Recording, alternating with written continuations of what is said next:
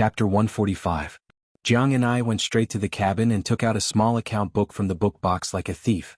It clearly recorded how many when she earned from reading Taishin Sutra, Thousand Swords Materia Medica, Whale-Killing Sword, etc. When and where she read each book and how many words she read each book were all recorded in detail. Until now she had earned not only a few hundred taels as Su Fengyin said, but 1,007 taels and 34 one. The old god of swords who only knew how to eat, drink and sleep strolled into the cabin. Jiang and I, who was about to transfer 1 tael of silver from her savings, held up a brush with one hand and covered the account book with the other. Li Chungang could not do anything about this. He stood far away and let Jiang and I finish her work. Only then did he carry the wine pot and sit on the table. He poured some wine on the table and dipped his finger in it. After Jiang and I put the account book back into the bottom of the book box and sat opposite her, Li Chungang then used his finger as a pen and the wine as ink. He started writing on the table, one stroke after another, full of vigor and vitality. Jiang and I sat upright and still, watching the old man write in one go. Half of the table was densely packed with words, like the rugged rocks at the gates of hell. After old man Li finished writing, he looked at Jiang and I. The latter's face was calm. The old man seemed to really mean what he said at the beginning.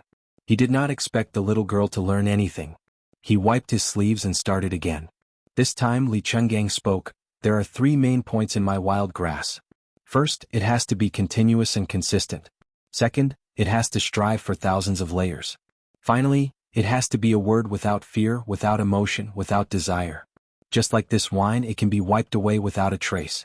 The first point is that one must not be lazy.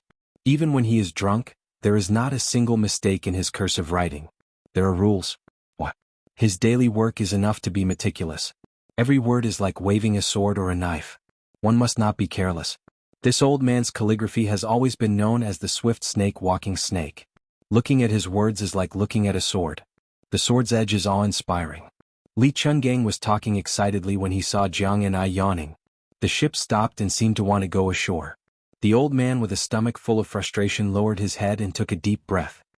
He sighed and muttered, "Don't waste, don't waste." He drank the wine on the table. Jiang and I was used to this kind of absurd behavior of the old man. Walking out of the cabin together, he saw Su Fengyin was in the middle of a discussion with the big halberd Ningame. It seemed that more than half of the Phoenix battalion would not go up the mountain. This was also reasonable. Not to mention whether 100 light armored soldiers could live in the mountain or not, these northern Liang soldiers themselves were too eye-catching. While Jiang and I was deep in thought, old man Li was still boasting to himself about how his calligraphy had reached perfection. Jiang Ni's left ear went in and out of her right ear. She lifted her skirt with both hands and walked down the wooden plank. From the corner of her eye, she saw a young kuei scuttling ashore with a fat carp in its mouth. It seemed to be asking for credit from Su Fengyin. However, Su Fengyin only scolded it once, and the little guy immediately lay on the ground and stopped moving. Was it playing dead? Su Fengyin was just about to kick the little guy when his robe was lightly bitten by another young kuei. Only then did Su Fengyin stop. The punishment had come to an end. The siblings did not hold a grudge. They happily followed behind His Royal Highness. Seeing this, Jiang Ni's heart ached. These 2 little idiots, why were they so gentle to Su Fengyin? Su Fengyin looked back at the spring god lake. His eyes were absent-minded. He muttered, "We've arrived?" The capital, Great Peace City.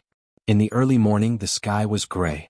300 cavalrymen galloped over on the official road, kicking up dust. It was rumored in Jing that the king of Beiliang, Su Shao, was about to enter the city. This was the only city in the world with a population of 1 million. For a moment, the clouds were turbulent. The tall buildings on the main road were filled with all kinds of people. They just wanted to see the true face of Su Shao. Even if they could not see him, they would be satisfied just by looking at the carriages. The scholars were impatient, the martial artists of Jianghu were uneasy, and the officials and nobles were noisy. It was rumored that there were dozens of big and small yellow doors that were prepared to block the carriages and risk their lives to angrily denounce that butcher for causing great suffering to the people. They were going to curse him for destroying the seeds of more than half of the scholars in the world. There were also rumors that there were countless Wulin heroes that were preparing to assassinate him. Even the storytellers were repeating the same old tune in the tea houses, talking about the spring and autumn war. The ear-piercing cries of cicadas rang out from countless branches in Jing. There were 4 holes in the gates of Great Peace City. All the unrelated people inside and outside the gates had been cleared out by the guards of the city gates. when the approaching cavalryman created a roar that was 100 times louder than the cries of cicadas, when the people at the gates and on the city walls saw the bright red King Su flag, the morning that had been full of life immediately became suffocating. The cavalryman slowly stepped through the city gates. Other than the sound of the hooves, the entire capital seemed to become silent. On the main road of the imperial palace, the spectators who had taken up good positions couldn't help but hold their breaths. When the cavalrymen moved further and further away, they looked at each other like they were relieved of a great burden. The dust had settled. 2 people came from outside the city gates. One of them was an old monk dressed in black robes. He had triangular eyes and a vicious appearance. He was like an old and sick tiger, but his expression was indifferent. The other person had a hunchback and a slight limp. He was dressed in the attire of an ordinary rich man. He raised his head to look at the city walls and smiled slightly. Then he walked through the city gates through the side hole with the black-robed old monk and some peddlers and servants who were doing business in the morning. Occasionally there would be gazes on the old monk. The black-robed monk did not look like a benevolent monk. However, he was so old that the passers-by only glanced at him a few more times before not paying attention. As to the old man beside the old monk, he did not attract any attention. Great Peace City was the most virtuous city in the world. Even the common people in the streets claimed to have seen some great general or scholar. Who would be willing to look at a hunchbacked old man? Passing through the side hole of the city gates, the rich man and the black-robed old monk slowly walked forward. The rich man put his hands behind his back and chuckled. "Bald Donkey Yang, of the millions of people in Jing, you are the only friend I have." The withered old monk said softly, "If you do not touch my head, I am your friend." The rich man said that there were 2 things in the world that could not be touched. Old tigers but could not be touched, and the other was this Yang Taisui's head could not be touched. But even though he said this, he impolitely reached out to touch the old monk's bald head. The old monk did not stop him and only sighed. The rich man rubbed the black-robed old monk's bald head and roared with laughter. The black-robed old monk had an indifferent expression. This head. Xianxia had touched it in the past, and then half of the top of the lotus had collapsed. Chapter 146. The old monk in black was named Yang Taisui. He was born in Dongyue's top aristocratic family Yang Taisui. He was studious since he was a child and read hundreds of books. When he was 13 he shaved his head and became a monk. He read the classics of Confucianism, Buddhism, and Taoism, and was especially good at yin-yang divination. Although he was a monk, he learned Taoism and military theory from the Taoist of Qingshu Temple. When he was 24 he traveled to Mount Longhu and was reprimanded by the great Jinren Qi Xian. Yang Taisui was not angry but happy. Later he was recommended to serve the crown prince in the capital. When the world was settled, the old monk who liked to wear black declined the title of imperial advisor and studied Buddhism in Yongfu Temple. He had already cut ties with his family and had no connection with the nobles. Under the western wall, he tried to persuade Su Xiao not to kill Fang Xiaoli, but it was to no avail. Rumor had it that he cut ties with Su Xiao. In the past 10 years he lamented the chaos of Zen Buddhism and its unclear purpose. He created a perfect theory and wrote the 8 original meanings, and Vanquish and Save Lu Sutra, but he did not participate in any Buddhist debate. He called himself Old Monk Zheng. He had helped the country build, but he was willing to be lonely and only served as a study assistant for the crown prince's grandson. 3 years ago he resigned as the Yongfu Temple's master recorder and traveled alone. Today he appeared in Tai and city only to escort the king of Bailiang into the capital. However, after Butcher Su Xiao saw the old monk in black, he insisted on walking into the city. Su Xiao walked side by side with him towards the palace gate. Su Xiao, who was dressed like a rich man, put his hands in his sleeves and strolled leisurely on the main road of the capital. He laughed and said, "Yang Taisui, I heard you took in a disciple who went to Shangyin Academy? Let me say this first. Playing around is one thing, but if something big really happens, you and I will not interfere. Also, the Red Armor General was ordered by your disciple, right? There will be no next time.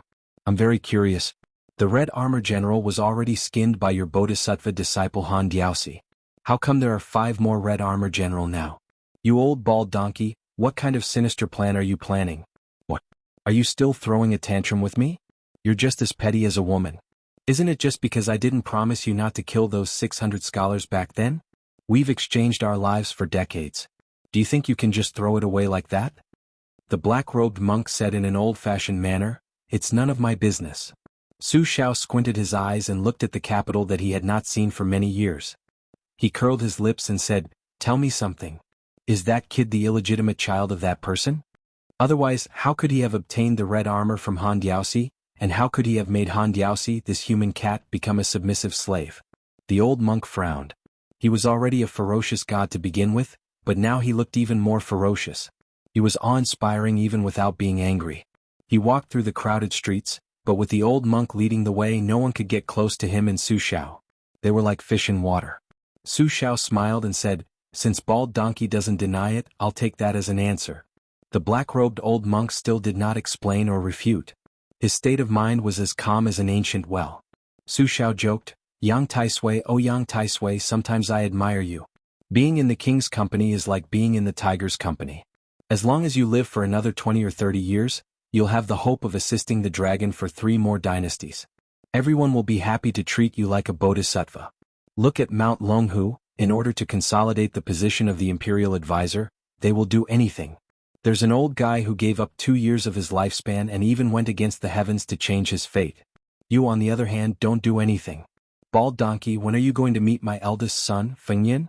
He's different from me, he's a Buddhist. Maybe you'll get along." The old monk shook his head and reminded him softly, "We're here." At the end of the road they could see the gate of the South Imperial City. According to the law, there was an early morning court session every 10 days.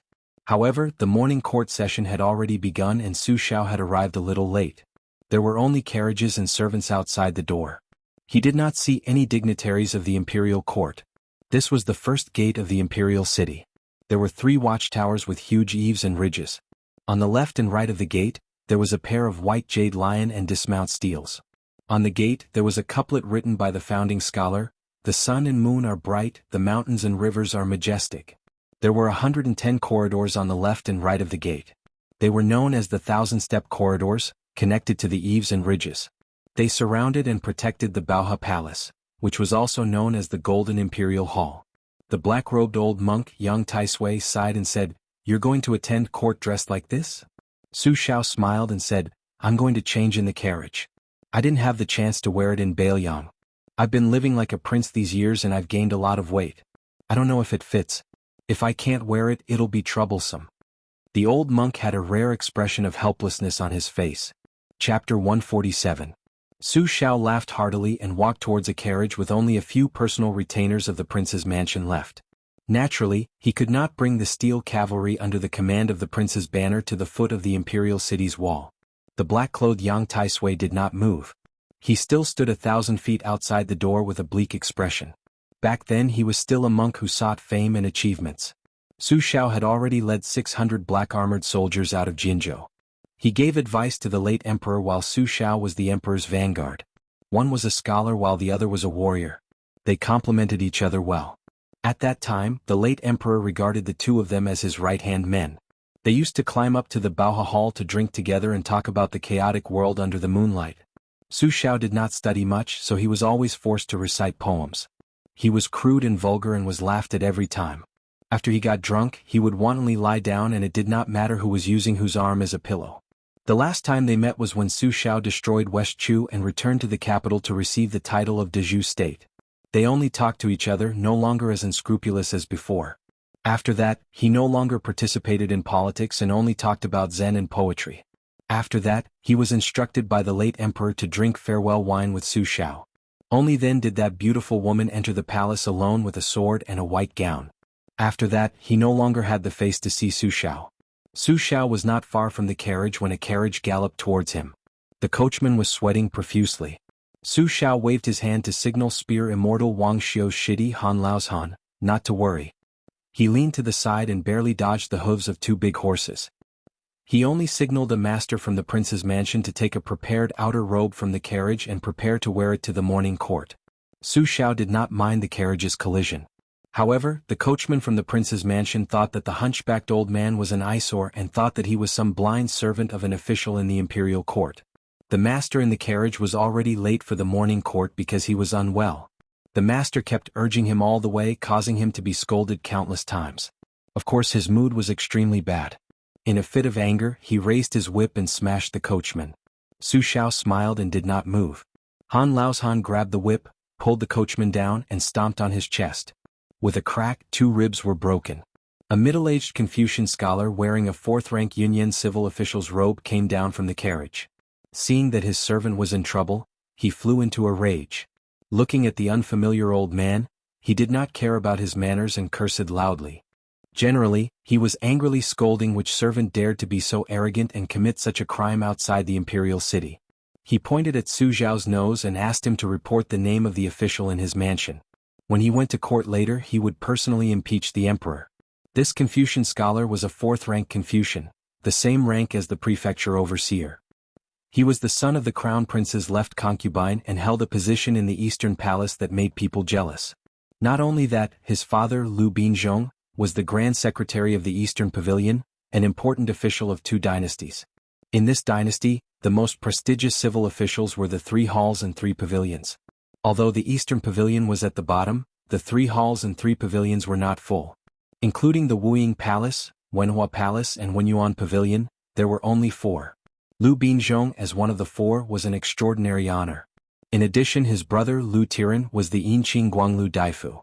The 3 of them were officials in the imperial court, which was a legend. Were it not for this, he would not have dared to casually speak of impeachment outside the gates of the imperial city. After all, officials who could participate in the morning court were not ordinary people. Su Xiao looked at the 4th-rank crown prince's left concubine's spittle flying everywhere and dismissed it with a smile. A retainer jumped off the carriage with a bundle and undid a corner of his court robe. The Confucian official from the Lu family glanced at it and subconsciously froze. Was this old man in front of him an official? But he had never heard of civil officials or generals wearing such a style of official robe. In this world, official robes were far more important than official manners. Once exposed and proven, the only outcome would be imprisonment and banishment. When the bundle was completely opened, the eyes of the Lu family's left concubine of the Eastern Palace widened. A python robe? That was a blue satin robe embroidered with a 5-clawed python. Since ancient times, python robes had been the robe of an elephant dragon. It was similar to the dragon robe worn by the emperor, but it lacked a claw. Like the dragon robe, the words Jianghu were embroidered on it. The current dynasty clearly states that only the princes can embroider the 9 pythons and 5 claws. Only the imperial family can embroider the bright yellow and apricot yellow colors. The dragon python has 5 different postures: curving on the water, standing upright on the water, lying on the water of the 3 rivers, lying on the water of the 5 rivers, and lying fully on the water of the 5 rivers. There are strict regulations on which postures should be used at which level.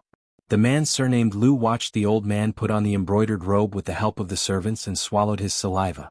Dragon python robe. The 5 claws of the 9 dragons were 1 more claw than General Gu Jiantang. The material of blue satin meant that he wasn't a member of the royal family.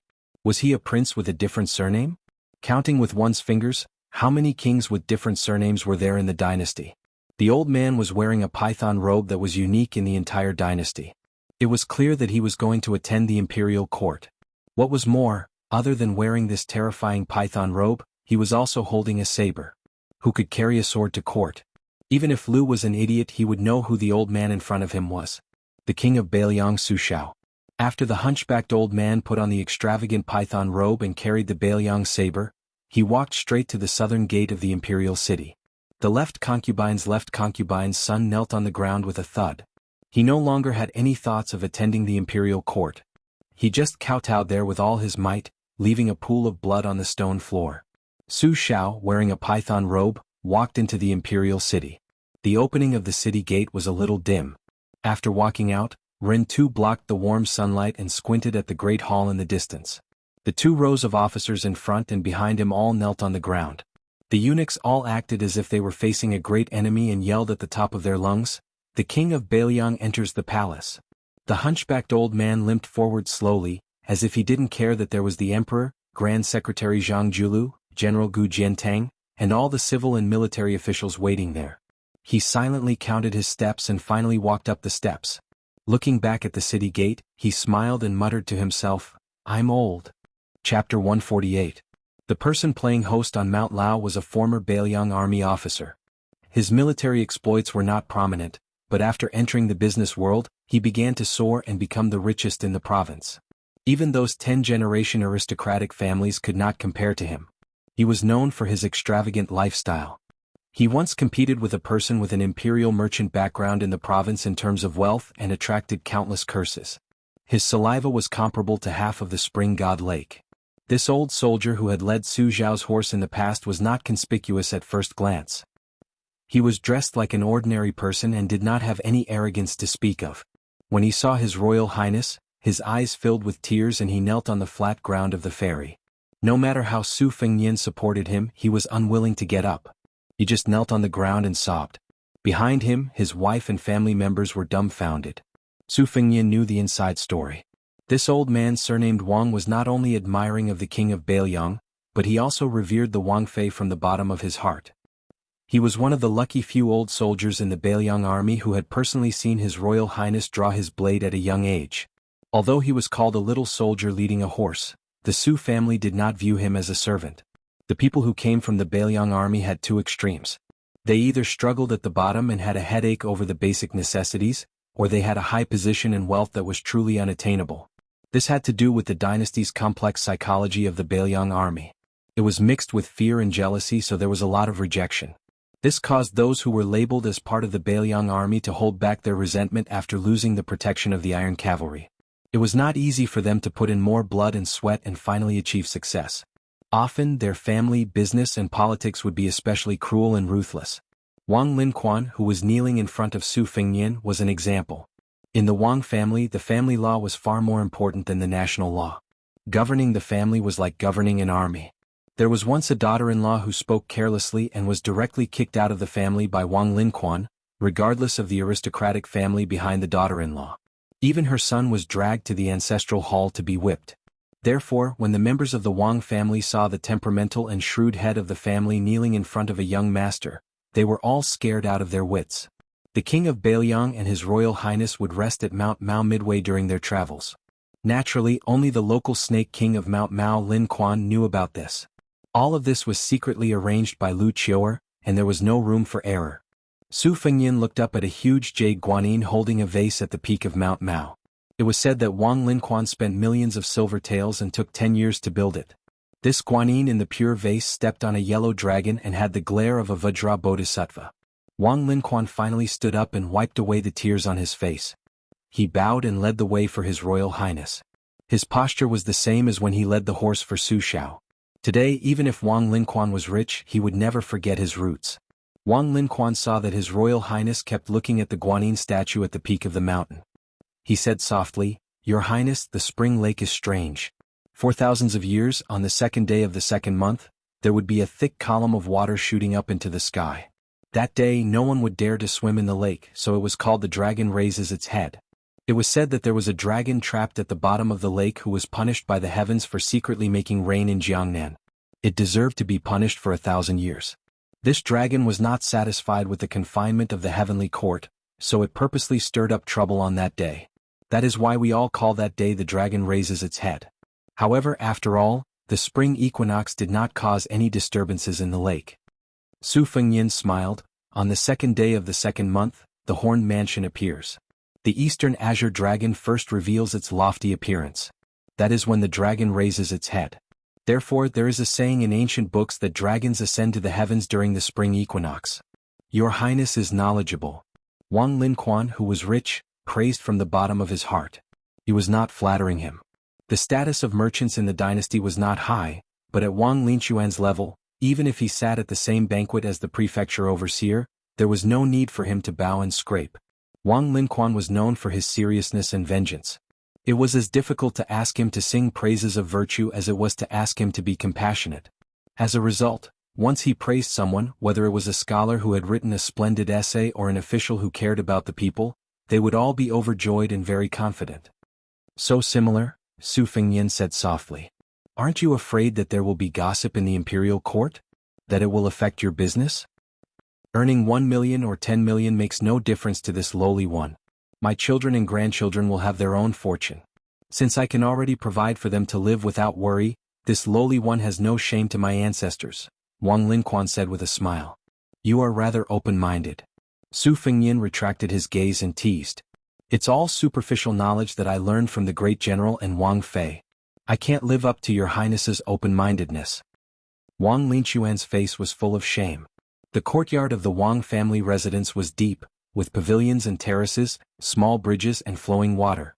It was a scene of Jiangnan's misty reign. The residence was still some distance away from the peak of the mountain, requiring 15 minutes on foot. After arranging accommodations for Yu Yuwei and the others, Su Fengnian and Bluebird headed for the White Jade Guanyin constellation. Wang Linquan had his youngest daughter, Wang Chudong, lead the way. This 28-year-old girl who was born in Jiangnan wore a gown that revealed half of her soft bosom. Her upper chest and back were bare, draped in a transparent gauze. Her undergarments were faintly discernible. The quality of the silk brocade was extremely exquisite and gorgeous. This sort of dress was originally only popular in Dongyue. Now that it had been accepted by the noblewomen of the dynasty, and the famous poets had contributed charming phrases such as, leaving the white snow on the bosom for a long time, the dress became more and more popular, and the girl's posture gradually became bold and unrestrained. Chapter 149. Wang Chudong, the unbetrothed daughter of a rich family, stared at Su Fengnian with her eyes wide open. She was not shy at all. Now she was chattering non-stop like a little oriole. Wang Linquan did not tell anyone about Su Fengnian's identity, so she only knew that the handsome young man in front of her was surnamed Su. She kept calling him young Master Su, and in the end she just called him Brother Su. Su Fengnian did not mind. He smiled and listened to the little girl's clear voice. His mind was peaceful. Finally they came to the square where the pure vase Guanyin stood. The white jade Guanyin had angry eyes and lowered eyebrows. It was vivid. Her right elbow was facing the spring god lake. She stretched out her 5 fingers and her palm was facing forward. It was as if she was giving charity without fear. Su Fengnian sat down with his legs crossed. The 2 young Kuei were lying on his knees. The little girl, who was known as the daughter of the Wang family, squatted beside him and said sincerely, "Brother Su, Guanyin is amazing." She stood there and pointed to the spring god lake. During the spring equinox, there were no more water columns in the sky. When I was young, I was especially afraid of the second day of the second month. It was always thundering and raining. After I had Guanyin, I could sneak to the lake to fish, brew tea and enjoy the snow. Brother Su, let me test you. Do you know what Guanyin's hand gestures are? Su Fengnian, who was well versed in Buddhism, raised his head and smiled, "Fearless Madra." Wang Chushue giggled, "Correct." She saw that young Master Su was in a daze after he finished speaking. She was bored to death. She turned her head and inadvertently saw young Master Su's maiden green with tears in her eyes. She said in surprise, "Brother Su, why is this sister crying?" Su Fengnian came back to his senses and said softly, "Because this Guanyin Bodhisattva looks like a person." Wang Chushue responded with an "oh," and considerately stopped nagging. Jiang and I and the old god of swords Li Chungang also came to the square. Old man Li looked at it deeply and muttered, "This Guanyin Bodhisattva's fearless madra can be seen as a sword. The sword will is unparalleled." Jiang and I said calmly, "I don't understand." Old man Li was dispirited. He glanced at Su Fengnian, who had a strange expression on his face, and asked curiously, "What's wrong with that kid?" Jiang and I hesitated for a moment, then lowered his head and said, "This goddess Guanyin looks very much like the king of Beiliang's consort." The old god of swords was silent for a long time before reciting, "Walking alone, stopping alone, sitting alone, the green snake in my hand glides over the white line. One man, one gown, one sword, the tip of the sword giving off 3,000 rays of light. No one in this world can recognize me, they can only laugh like a madman. Only the mountain ghost and the dragon king know that an immortal is in front of them." Jiang and I frowned. "You wrote the poem?" The old man smiled and said, "Back then, people praised this old man's song of the azure dragon sword god. This is only a short section. If you want to listen, let this old man think about it."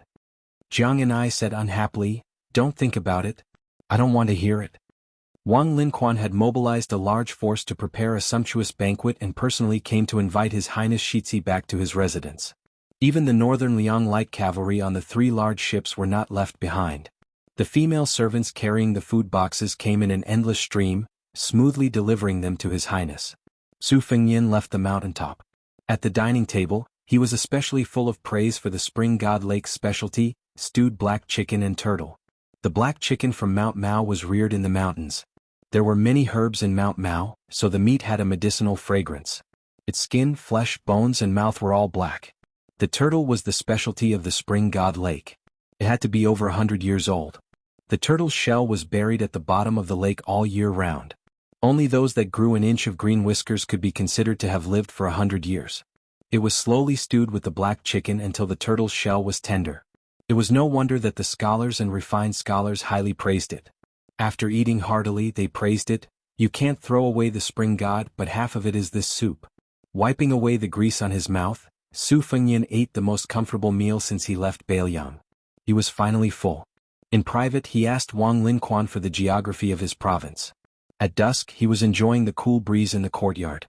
Jiang and I was reading a book that had never appeared in the world before, The Flying Sword of Dunhuang. It was interesting to say that this swordsman of the Beimang dynasty had just achieved great success in the Dunhuang sword cave in the extreme north. Just as he was about to use his sword to travel the Jianghu, he encountered Wang Xiu, who was practicing his spear in the north. He was cleanly killed by a single spear strike. It was not that the swordsman's strength was weak, but rather that he had built a chariot behind closed doors. His swordsmanship was like a castle in the air, and he lacked the sharpness of a real battle. Fortunately, the nameless swordsman had been practicing his sword while writing his insights. Only then did he come up with this immortal like, The Flying Sword of Dunhuang. At first, Su Fengyan chose this book because he felt that the name was domineering. He did not expect that the old god of swords would be so picky and only said that this book was passable. Li Chungang said that it was passable, so Su Fengyan did not dare to treat it carelessly. Jiang and I opened his mouth to read, while Su Fengyan closed his eyes to listen. Su Fengyan remembered that Li Chungang had said that he would fight against Lu Qiantang. It was time for him to give it a try.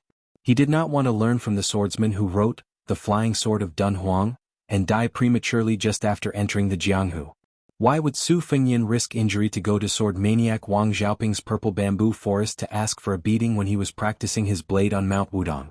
Wouldn't it be easy and comfortable to just stay under the waterfall and practice his blade? Although there were many martial artists in the world, the highest level seemed to be high up in the clouds. Not to mention the Diamond Finger, Celestial Phenomenon, and Immortal Realm, the division of the 9 levels below the 3rd level was very simple. The amount of armor that was broken was the strength of the level. If the armor was broken but not broken, it would be the lower 3 levels. Whether or not the armor could be broken was the first threshold. This armor was the standard iron plate armor of the dynasty. There were 2 layers in the front and back. The middle 3 levels could break the armor, but they were all below the 6th level. Therefore, the 6th level was the second big hurdle for martial artists in the Jianghu. The 3rd level of the upper 3 levels could break the armor, but it was hard to say for sure if the 1st or 2nd level could break the armor. It was rumored that Heavenly Master Zhao of Mount Longhu in the capital could break through 100 armor with one blow of his horsetail whisk. Su Fengyan asked Jiang and I to wait for a while he went to fetch the sword case. Inside the case was the great Liang Dragon Sparrow sword. The owner of this sword had once broken 160 armor with one blow. Chapter 150. The big sword case in Su Fengyan's hand was made of 1,000-year-old red sandalwood. The case itself was priceless. Red sandalwood had always been shipped over by sea. The great eunuch Han Diaosi had gone out to sea several times, and to a large extent, it was to load fine sandalwood for the imperial family. Even so, the imperial craftsman's office did not hesitate to buy sandalwood from the south. Back in the day, West Chu was the craziest in purchasing red sandalwood. It was said that all officials did not bring sandalwood. For example, Su Fengyan, the imperial uncle of the former Taiping princess, was even more outstanding. He was incomparably elegant and built a well-known sandalwood building. Unfortunately, in the end, almost the entire building was moved to Great Peace City. Su Fengyan used a piece of silk to wipe the sword case. It was said that raising a jade was like raising a person. In that case, the precious red sandalwood was like a pretty girl from a humble family. It needed to be wiped frequently to avoid dust. Once this piece of red sandalwood was wiped, it was glossy and smooth. There were faint traces of purple gas lingering around it. Su Fengyan was listening to the flying swords of Dunhuang calmly. Suddenly he heard Jiang and I burp. The little clay man paused for a moment and seemed to be embarrassed. Su Fengyan teased, "Deduct 10 coins." Jiang and I was furious. Just as he was about to speak, an embroidered bamboo ball was thrown high. Blue Bird flew to the top of the wall and caught it, not letting it fall into the courtyard. Su Fengyan had heard laughter in the distance. It must be the Wang family playing Kuju. Now that the Liang dynasty was at its peak, it naturally had an open mind. Kuju was originally a game from Beimang. After it spread to Liang, it was not banned. Very quickly, it became a favorite among women. There were not many restrictions on women in the current dynasty. They could go hiking, form associations, ride horses, shoot arrows, swing, play polo, and wear Beimang clothes. Everything was possible. This was why Wang Chudong was so bold and unrestrained today. If it was 20 years ago, this would have been unimaginable. The trend was irresistible. Even the old-fashioned great scholars could not do anything about it. Moreover, the great scholars all had their own families, so they simply turned a blind eye to it. It was not difficult to talk about big principles with the people, but it was difficult to talk about small principles with their wives and daughters. Su Fengyan took the bamboo ball from Bluebird and asked her to put the sword case back into the room. As expected, someone knocked on the door very quickly. Su Fengyan saw the expected young girl. He returned the bamboo ball and asked with a smile, "Who kicked me just now? What a strong kick." Wang Chudong stretched out her slender finger and tapped her nose. She was very pleased with herself. She had a lively personality and was not good at painting, but she was very good at swings, kuju and polo. However, during the banquet, Wang Linquan seemed to be very proud of his youngest daughter's poetry. Su Fengyan really could not see how this little girl could be so good at writing. Moreover, with his second sister Su Weisheng and the female scholar Yan Dongwu in front of him, even the little clay figurine wrote the majestic Daging Horn swearing to kill post. Su Fengyan did not think that any girl could enter his eyes in terms of poetry, calligraphy and painting. At this time Wang Chudong had changed her clothes. She was wearing a narrow-sleeved robe, black boots and breeches, and a belt around her waist. Su Fengyan looked much more comfortable. A young girl who was imitating a married woman revealed half of her breasts. She was putting the cart before the horse. Where did the charm come from? That dress was more suitable for Shu Xiu to wear. Wang Chudong asked tentatively, "Let's play kuju together?" Su Fengyan shook his head and said, "No, I have to go to the market." Wang Chudong was excited when she heard this. She vowed solemnly, "Let's go together.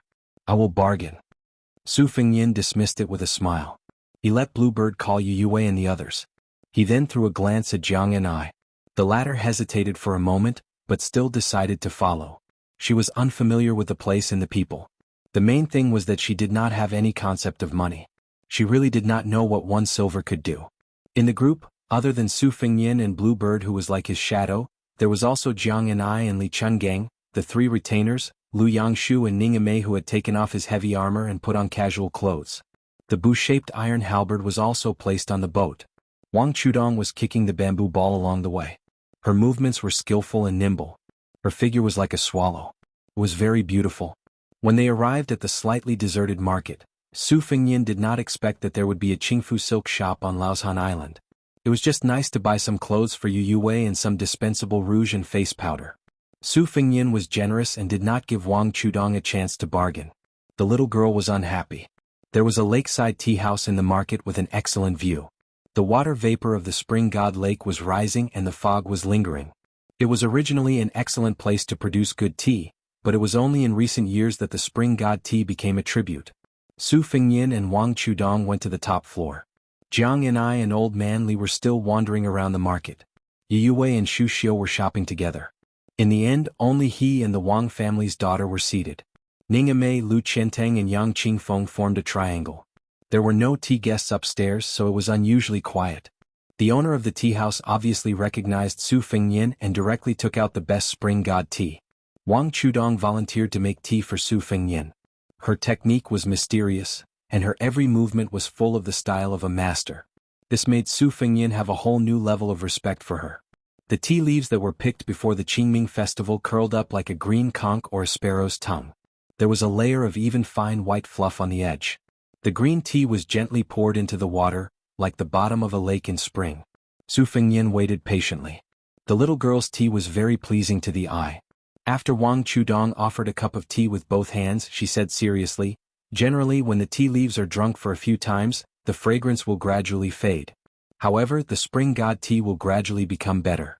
The spring god tea of our Laoshan Island is better than the surrounding areas. The tea garden can only plant bamboo, plum, orchid, laurel and green pine. It is not suitable to mix it with an evil tree. Therefore, the spring god tea of Laoshan Island has a long fragrance, but it doesn't have the fertile soil and green leaves." Chapter 151. Su Fengyan took a sip, but he couldn't tell what it was. He had never been interested in drinking tea, but now that he was at the spring god lake, he couldn't explain why he didn't drink the spring god tea. He thought of a poem. It was this poem that turned the spring god tea, which was kept in the house, into a tribute. It was very similar to his second sister's poem, Brother Appreciating the Snow, which inadvertently heated up the green ant wine, which was only famous in Bailiang. He subconsciously recited, "Since ancient times, those who know of this tea are few and far between." When a May 15 plucked, a snow-breasted green jade steamed. Wang Chudong blinked and asked with a face full of expectation, "Is this poem good?" Su Fengnian casually said, "It's pretty good. I've always admired heroes who can write poems. But it would be even better if I could see a young girl plucking the tea with my own eyes." Snow-breasted green jade steamed. "Listen, it's so poetic." Wang Chudong's face turned slightly red. Su Fengnian was confused and asked, "What's wrong?" Wang Chudong's ears were completely red. She didn't say anything and only lowered her head to drink her tea. A few young men and women came to the top floor of the restaurant. They were all dressed in brocade and each one was more arrogant than the other. The leader of the group was a young official with an official's aura. When he saw Wang Chudong, his expression changed and he walked straight over. Just as he was about to strike up a conversation, he was stopped by Lu Qiantang. Wang Chudong frowned and whispered, "This person is Lieutenant Zhao's son. He's idle and uneducated. He's very domineering and annoying." Su Fengnian didn't suppress his voice. He squinted his eyes and smiled. "Lieutenant? What rank is he? Is he a third-rank official?" Wang Chudong couldn't help but smile. Her eyes were full of spirit. The gloominess and irritation she felt were swept away. She cooperated and said, "Not really, not really. He's only a fourth-rank official." However, she was still a descendant of a rich family who grew up in the dangerous bureaucracy. She wasn't ignorant of the ways of the world. She quietly reminded, "This guy's sister is married to the prefecture overseer as a concubine. The people around him are all sons of Qingzhou's big families. Let's just ignore them." The fourth-rank general's son had always admired the Wang family's youngest daughter. Her father, Wang Linquan, was the richest man in Qingzhou. He was known as the Hall of Gold and Jade. Half of Mount Lao was the Wang family's private property. They were also involved in the most profitable salt and iron business. Wang Linquan especially doted on his daughter. He hated that he couldn't pick the moon for her. Back then, when he was competing with others to show off his wealth, Wang Linquan covered the pond in Mount Lao's residence with a glass mirror that was worth 10 gold. He invited Qingzhou's high officials and dignitaries to admire the moon together. He and his father were present at the scene and were stunned. Furthermore, Wang Chudong, this little girl, wasn't simple. When she was young, there were several eminent monks and Taoist masters who read her fortune. They all said that this girl was indescribably honorable. The popular spring divine tea came from her mouth. It was said that even the imperial concubines in the palace were full of praise and personally told His Majesty the Emperor. Thus, the spring divine tea became a tribute.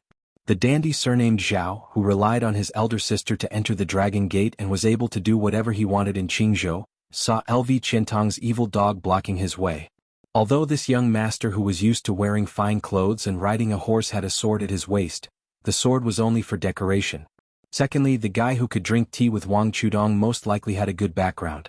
He was not stupid enough to draw his sword at a disagreement. If dandy were to kill each other indiscriminately like this, the world would be in chaos. Thus, he squeezed out a smile and prepared to test the waters. He pretended to be familiar and said with a smile, "Chudong, who is this friend?" Who knew that Wang Chudong bluntly said, "Who are you to call Chudong? I'm not familiar with you." Su Fengnian, who wished for the world to be in chaos, nodded his head and said, "Yes, Chudong is only familiar with me." The two looked at each other and smiled. This tacit understanding was too much of a slap in the face. The dandy surnamed Zhao said gloomily, "Wang Chudong, don't think that I can't touch your father." Wang Chudong clenched her teeth. Just as she was about to poke this fox borrowing the tiger's might, Su Fengnian frowned and said, "You are the son of the king of Jing and Zhaoheng?" Everyone was dumbfounded. What was this? Why did it involve the king of Jing'an? The dandy of Qingzhou couldn't help but look at each other. The dandy surnamed Zhao, who had the same surname as the 6 kings, but had no relationship with them, laughed and said, "You dare to call the king of Jing'an by his name?" Su Fengnian wasn't interested in drinking tea. He just wanted to sit here and enjoy the scenery. He didn't expect to meet these idiots who ruined the scenery. He looked at Lu Qiantang indifferently. The latter didn't say anything and kicked the dandy surnamed Zhao to the wall. The people who only bullied others and had never been bullied hurriedly helped their accomplices and left the tea house. What else could they do? They could only call the servants to gang up on them. If they couldn't beat them, they could only use their parents' family. How could Su Fengnian, who was cursed as the leader of Bailiang, be unfamiliar with this? Wang Chudong slightly opened her mouth. The sparrow tongue in her mouth was more delicate than the one in the cup. Su Fengnian smiled and said, "Drink tea, drink tea." Wang Chudong in turn comforted Su Fengnian. She raised a bright and carefree smile and said softly, "It's okay. Even if the sky falls, my father will hold it up." The little girl seemed to have forgotten that her father had knelt in front of the dandy in front of her. Su Fengnian drank a mouthful of tea. Wang Chudong moved her little head closer and said mysteriously, "I'll take you to the lake, but you can't go back and tell my father." Su Fengnian agreed and was pulled downstairs by Wang Chudong. They went to a secluded place by the lake. The little girl stood on a rock and whistled a series of times. Su Fengnian waited and waited. After waiting for half a cup of tea's time, he still didn't see any movement. Wang Chudong was a little embarrassed. She blushed and said, "Maybe it's still napping. The same as me. It loves to sleep." Chapter 152. Su Fengnian saw that Wang Chudong's cheeks were swollen and red, but she still did not give up. She looked very cute. He stood on the cliff by the lake, the cool breeze brushing against his face. He was wearing a white robe with wide sleeves, and there was a red sandalwood hairpin in his hair bun. He stood with his hand on the knife, looking even more handsome. Wang Chudong carefully stole a few glances, but she always felt that she could not see enough. This girl was probably going to have her first awakening of love. She was born in a rich family where pearls were as valuable as earth, gold, and iron. Since she was young, she was the moon surrounded by stars. Moreover, the masters all said that the little girl was extremely honorable. Wang Linquan, who was strict with his family, was only obedient to this daughter. The rest of her brothers and sisters also doted on her. With so much love, Wang Chudong was able to write Spring Tea without any worries. At the time she was only 6 years old. When she was 14 she wrote The First Snow in the East Wing, that made countless daughters of noble families shed tears. Scholars praised this poignant novel as The First Snow in the East Wing, especially at the end of the story where a girl said that she hoped all the lovers in the world would be married. Just this sentence alone was better than 1,000 books. Although it was wantonly criticized by the great scholars of Jiangnan for not conforming to etiquette and misleading children, and there were also people who suspected that this novel was written by Wang Linquan, the 10-year-old girl who did not leave the spring god lake was always so maverick. She always liked to sleep and play. When she was tired from playing on the swing, she was in a good mood, so she wrote a few hundred words of the epilogue of The East Wing. It was rumored that as long as Wang Chushue started writing, no matter how many words she wrote, they had to be sent to the palace on horseback to be handed over to the concubines who were obsessed with The East Wing. There was also a secret rumor that after Wang Chushue wrote to the death of the beauty who said the famous sentence, a concubine in the palace wrote to her with tears in her eyes, begging her to be merciful and not be so heartless. However, little Wang Chushue was not soft-hearted and firmly did not change a single word. When The Eastern Wing was finally published, it was the festive spring festival, so much so that none of the young ladies and madams in Qingzhou smiled that year. Many envious scholars, who had studied the books of the sages for decades but could not make a name for themselves, called it a once-in-100-years strange event in the literary world. A scholar who was good at writing erotic poems in the boudoir did not hesitate to consider himself half a descendant of Wang Dongxiang. He highly praised the book, Dongxiang, and said that this book described the love between men and women, and did not leave any room for future generations. That poet was in his 50s, yet he was bowing and scraping to a girl who was not even 18 yet. Naturally he had a mixed reputation. But after such a commotion, his originally mediocre reputation did indeed grow with the help of Wang Dongxiang. It was Su Fengnian who did not understand this. Otherwise, with his temperament of buying poems at a high price, how could he look down on this innocent and unaffected little girl standing next to him? It must be known that the person standing next to him was a contemporary female literary giant. Perhaps His Royal Highness would shamelessly ask for a few good poems. Since they were familiar with each other, he could ask for a friendship price. Su Fengnian saw that Wang Chushue finally did not have the strength to whistle anymore. She lightly patted her cheeks as if she wanted to persevere. Su Fengnian could not help but joke, "Your friend lives in the water?" Wang Chudong nodded and said seriously, "On the day I was born, it woke up from the bottom of the lake and crawled to my door. Father said that it would be my lifespan. When I grow up, around Qingming I will find it to play." Su Fengnian curiously asked, "A turtle? Or is it a flood dragon?" Wang Chudong blushed and said, "How could a flood dragon crawl to my house? It is a big turtle with a wordless tablet on its back. It looks like a big turtle and is very stupid. The expert said that it was the divine beast that guarded the sea when you the Great was controlling the flood. When I was young I sat on its back and swam up the spring god lake.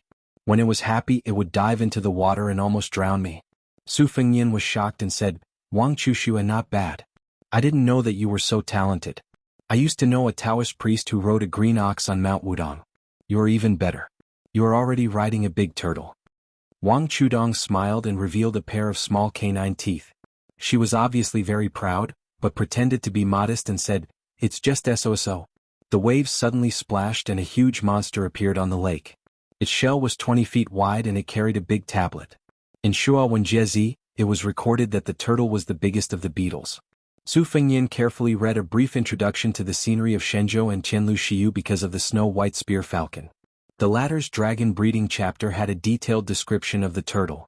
Turtles liked to sleep, especially the Kuei turtle. They did not come out of the water unless it was in a chaotic time. Now, with the Kuei turtle that was chopping the waves, Su Fengnian had 6 Fengnian and a pair of young Kuei. As for the divine creatures that he had heard of, the top one was the red-crowned crane left by the sword Immortal Lu Zhu on Mount Wudong and the black tiger that listened to Qi Xuanzhen's scriptures for more than 10 years. Su Fengnian hugged Wang Chushue's slender waist and floated down the cliff to the turtle's back. The little girl could swing up to 3 stories high. The onlookers were all shocked, so of course they were not afraid. Su Fengnian stood on the turtle's back and thought it was ridiculous. He looked at the tablet and found it was really blank. The turtle's ancestor was so huge that it was like a small boat. Su Fengnian estimated that it would be fine even if a dozen strong men stood on it. Tianlu Xiu mentioned that riding the Kuei turtle with a tablet could lead to the celestial mountain on the sea. The emperors of the past dynasties had spared no effort to find its trace in the rivers and lakes. The leader of the eunuchs, Han Diaoxi, went to the sea to buy sandalwood. He might have the intention to find the celestial mountain. Wang Chushue squatted on the turtle's back and patted its head affectionately. She said, Big Black, let's go play in the middle of the lake. Remember not to be seen. The turtle slowly swam in the lake as steady as Mount Tai. Su Fengnian said softly, Chushue, you shouldn't let other people know that you can attract the camel tablet turtle. Otherwise it will cause trouble. Wang Chushue, who was hitting the turtle's head, turned her head and said, You are not an outsider. Su Fengnian smiled and said, We just met for the first time. How can I not be an outsider? I really wonder why you haven't been abducted by others until now. Wang Chushue made a face and said, I know you are His Royal Highness Su Fengnian. Other than the ancestors of heaven and earth, only the great pillar state can make my father kneel. The last one is you. I'm not stupid. Su Fengnian was relieved. He always felt uneasy when someone was trying to please him for no reason. No matter how handsome he was, it was unlikely that a young girl would fall in love with him at first sight. If it was because Wang Linquan had been beating around the bush for more than 10 years, it would make sense. With Su Fengnian's temperament, he must have made up his mind to stay with Wang Chushue and leave Ning'e Mei and the others aside. Su Fengnian had a headache and said, Then you dressed like that at the ferry in the morning. Did you want to prove whether that infamous His Royal Highness is really greedy for women's plump bodies? Wang Chushue didn't hide it. She nodded with a smile and said, It's okay. Your eyes are just a little strange. You don't look like a lot of good-for-nothings who come to Mount Lao to play. Those silk dresses, thin blouses, and silk underwear were all borrowed from my big sister. I thought I would look good in them. Alas. Su Fengnian bent down and rubbed the little girl's head.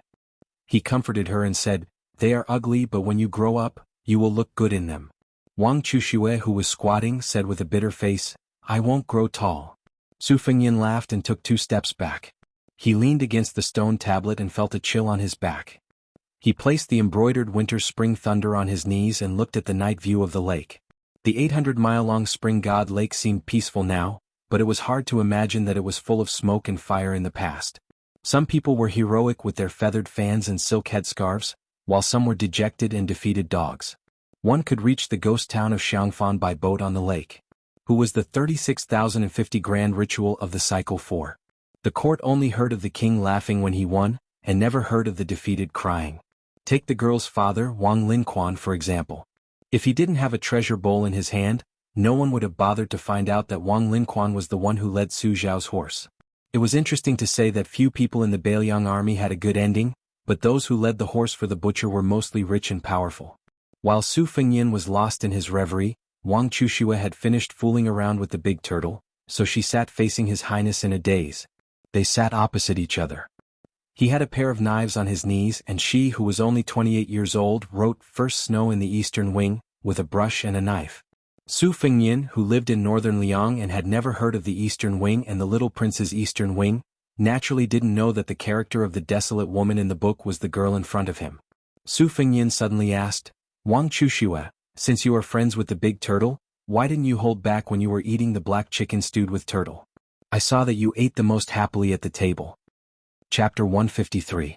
Wang Chuxue pretended to be confused and looked to the side. She blushed and didn't dare to look at Su Fengyin in the eyes. She was so cute. Generally speaking, the bigger the turtle, the older the smaller it was. It was the best in winter, followed by spring and autumn. The worst was the summer turtle, which was considered as a mosquito by the gluttons. However, the turtle in the spring god lake was a special case. The older it was, the better it was. Wang Chuxue, the greedy girl, didn't hesitate at all. She moved her chopsticks quickly. Wang Linquan looked at her several times but didn't get any response. Su Fengyin found it funny. He was disgusted by her dress, but after the meal he liked her a lot. Women were straightforward, innocent and beautiful. No matter how beautiful a woman was, if she acted coquettishly, it would be a death sentence in Su Fengyin's eyes. Wang Chuxue seemed to want to change the topic. She didn't hesitate to use her trump card. She whispered, the stone tablet Dahe is carrying has a lot of ancient characters in Xiaozhuan, but I can't understand them. I checked many ancient books and barely recognized a few sentences. It seems to say that there is a spirit mountain in the east of the East Sea. If someone learns this technique, he will be immortal. There is also a destiny, asking about divination, carrying the tomes of arcane, God's imperial ghost. As for the rest, I don't know anything about it. Su Fengyin nodded. Wang Chuxue got closer and asked, don't you want to see it? Su Fengyin didn't ask as she expected. He held back his laughter and said, I'll pretend that I don't want to see it. Wang Chuxue smiled, turned around and patted the big turtle's head. The turtle didn't seem to be willing, so she continued to pat it. Perhaps, it couldn't resist the little girl's unreasonable patting. It roared and flashed. The wordless steel squeaked. The yang side of the steel caved in, revealing the Yin scriptures on the wall. Su Fengyin stood up, squinted his phoenix eyes and took a quick glance at the steel. He memorized it quickly. He didn't recognize any of the ancient characters, but he remembered all the characters. No wonder Su Fengyin was so snobbish. Perhaps one day this heavenly book would be a golden ticket to avoid death. After memorizing everything, Su Fengyin pointed to his forehead and said frankly, I've seen everything clearly. They're all hidden here. The little girl really didn't understand the viciousness of human relationships at all. She didn't take it seriously and only said with admiration, you really have a photographic memory? My father didn't lie to me. Su Fengyin smiled and said, why don't we also write something on the stone tablet for future generations to guess? Wang Chuxue was stunned for a moment before she clapped her hands and said, okay. Su Fengyin pulled out his spring thunder saber and walked to the back of the stone tablet with Wang Chuxue. He asked, what does it say? This pair of buffoons, one was audacious to the extreme, the other rebellious. Only when they got together would they dare to do such absurd things. Wang Chuxue thought for a moment and said with a smile, how about we write that Su Fengyin and Wang Chuxue were here? Su Fengyin gave her a thumbs up and nodded in appreciation. Why don't we add the date? Wang Chuxue smiled happily and her small canine teeth could be seen again. Su Fengyin's handwriting was good. Even if he used a saber to carve the words, the saber still moved like dragons and snakes. Especially after practicing with the saber, the momentum was even more amazing. The little girl's heart swayed as she looked at him. Su Fengyin looked at the masterpiece on the stone tablet and laughed. This was probably a magnificent feat that no one had been able to do for thousands of years, right? Su Fengyin sat down again with his back against the stone tablet. He waved at Wang Chuxue and motioned for her to sit closer. The two of them were almost shoulder to shoulder. The little girl whispered, if only you could bring a saber and enter Beimang alone. Su Fengyin asked doubtfully, why? Wang Chuxue said shyly, there's a man in a novel who did this. He used the head of the Beimang emperor as a betrothal gift. Su Fengyin thought for a moment. That's feasible. Wang Chuxue lowered her head and said softly, if that's the case, I'll write you 300 poems. Su Fengyin didn't think too much about it. He just smiled and said, then I'll still lose out. I'll have to exchange the head of a Beimang barbarian for a poem. Wang Chuxue still lowered her small head. Her side profile was graceful. Under the moonlight, the soft hair on her delicate ears could be faintly seen. Su Fengyin stretched out a finger and lifted her soft chin. He saw that her cheeks were red and her eyelashes were trembling slightly. Su Fengnian touched her lips with his finger and said frivolously, "Grow up quickly. I'll pick you again." She was pulled into Su Fengnian's arms. Su Fengnian said softly, "Why do you like me? Girl, you're really unlucky." Wang Chushua played with her fingers. Her eyes were absent-minded. "I've known you since I can remember. Father said that you'll definitely be the most amazing man in the world. I've been listening and watching from Mount Lao. It'll be the same in the future. When I grow up, will you really come back to see me? How old will I be when I grow up? I'm 16 this year. Is 17 enough?" Su Fengnian rubbed his chin against her pink face. He smiled but didn't say anything. When she spoke, her breath smelled like orchids. It was even more fragrant than spring tea. Su Fengnian thought of her sparrow tongue and felt a burst of heat in his heart. "I'll endure it. A real man is able to endure what ordinary people can't." Wang Chushua boldly reached out to touch the red mark between Su Fengnian's eyebrows. Her fingers gently rubbed against it. Su Fengnian explained with a smile, "I'm not learning how to put on makeup like you girls. It's the trace of Wudong's previous sect leader's cultivation. I've only just reached the second floor at the highest sixth floor. I have to study Taoist scriptures day and night to guide my qi. Taoism emphasizes turtle breathing just like how this turtle seals its qi at the bottom of the lake. That's why I have to cultivate even when I sleep for fear of squandering my qi." Wang Chushua looked up and asked, "Are you tired?"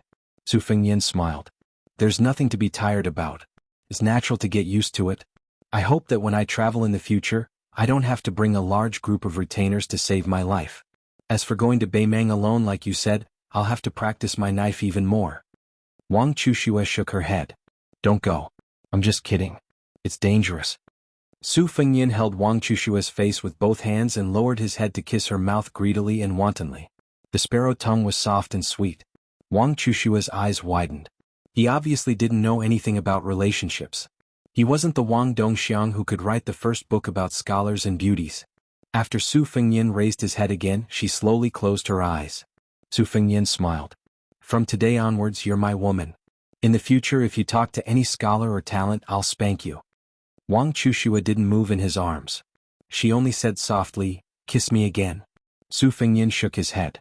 "No more kisses. Otherwise, you'll completely become a woman." Wang Chushua opened her limpid eyes.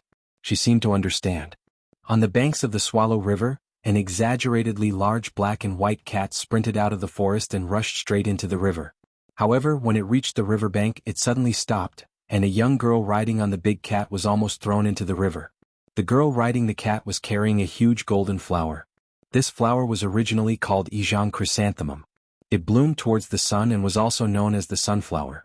After the big cat stopped, the sunflower in the girl's hand shook violently. She seemed to be dissatisfied that the strange mount under her but was so timid and afraid of water. She didn't scold it and directly punched the big cat's head.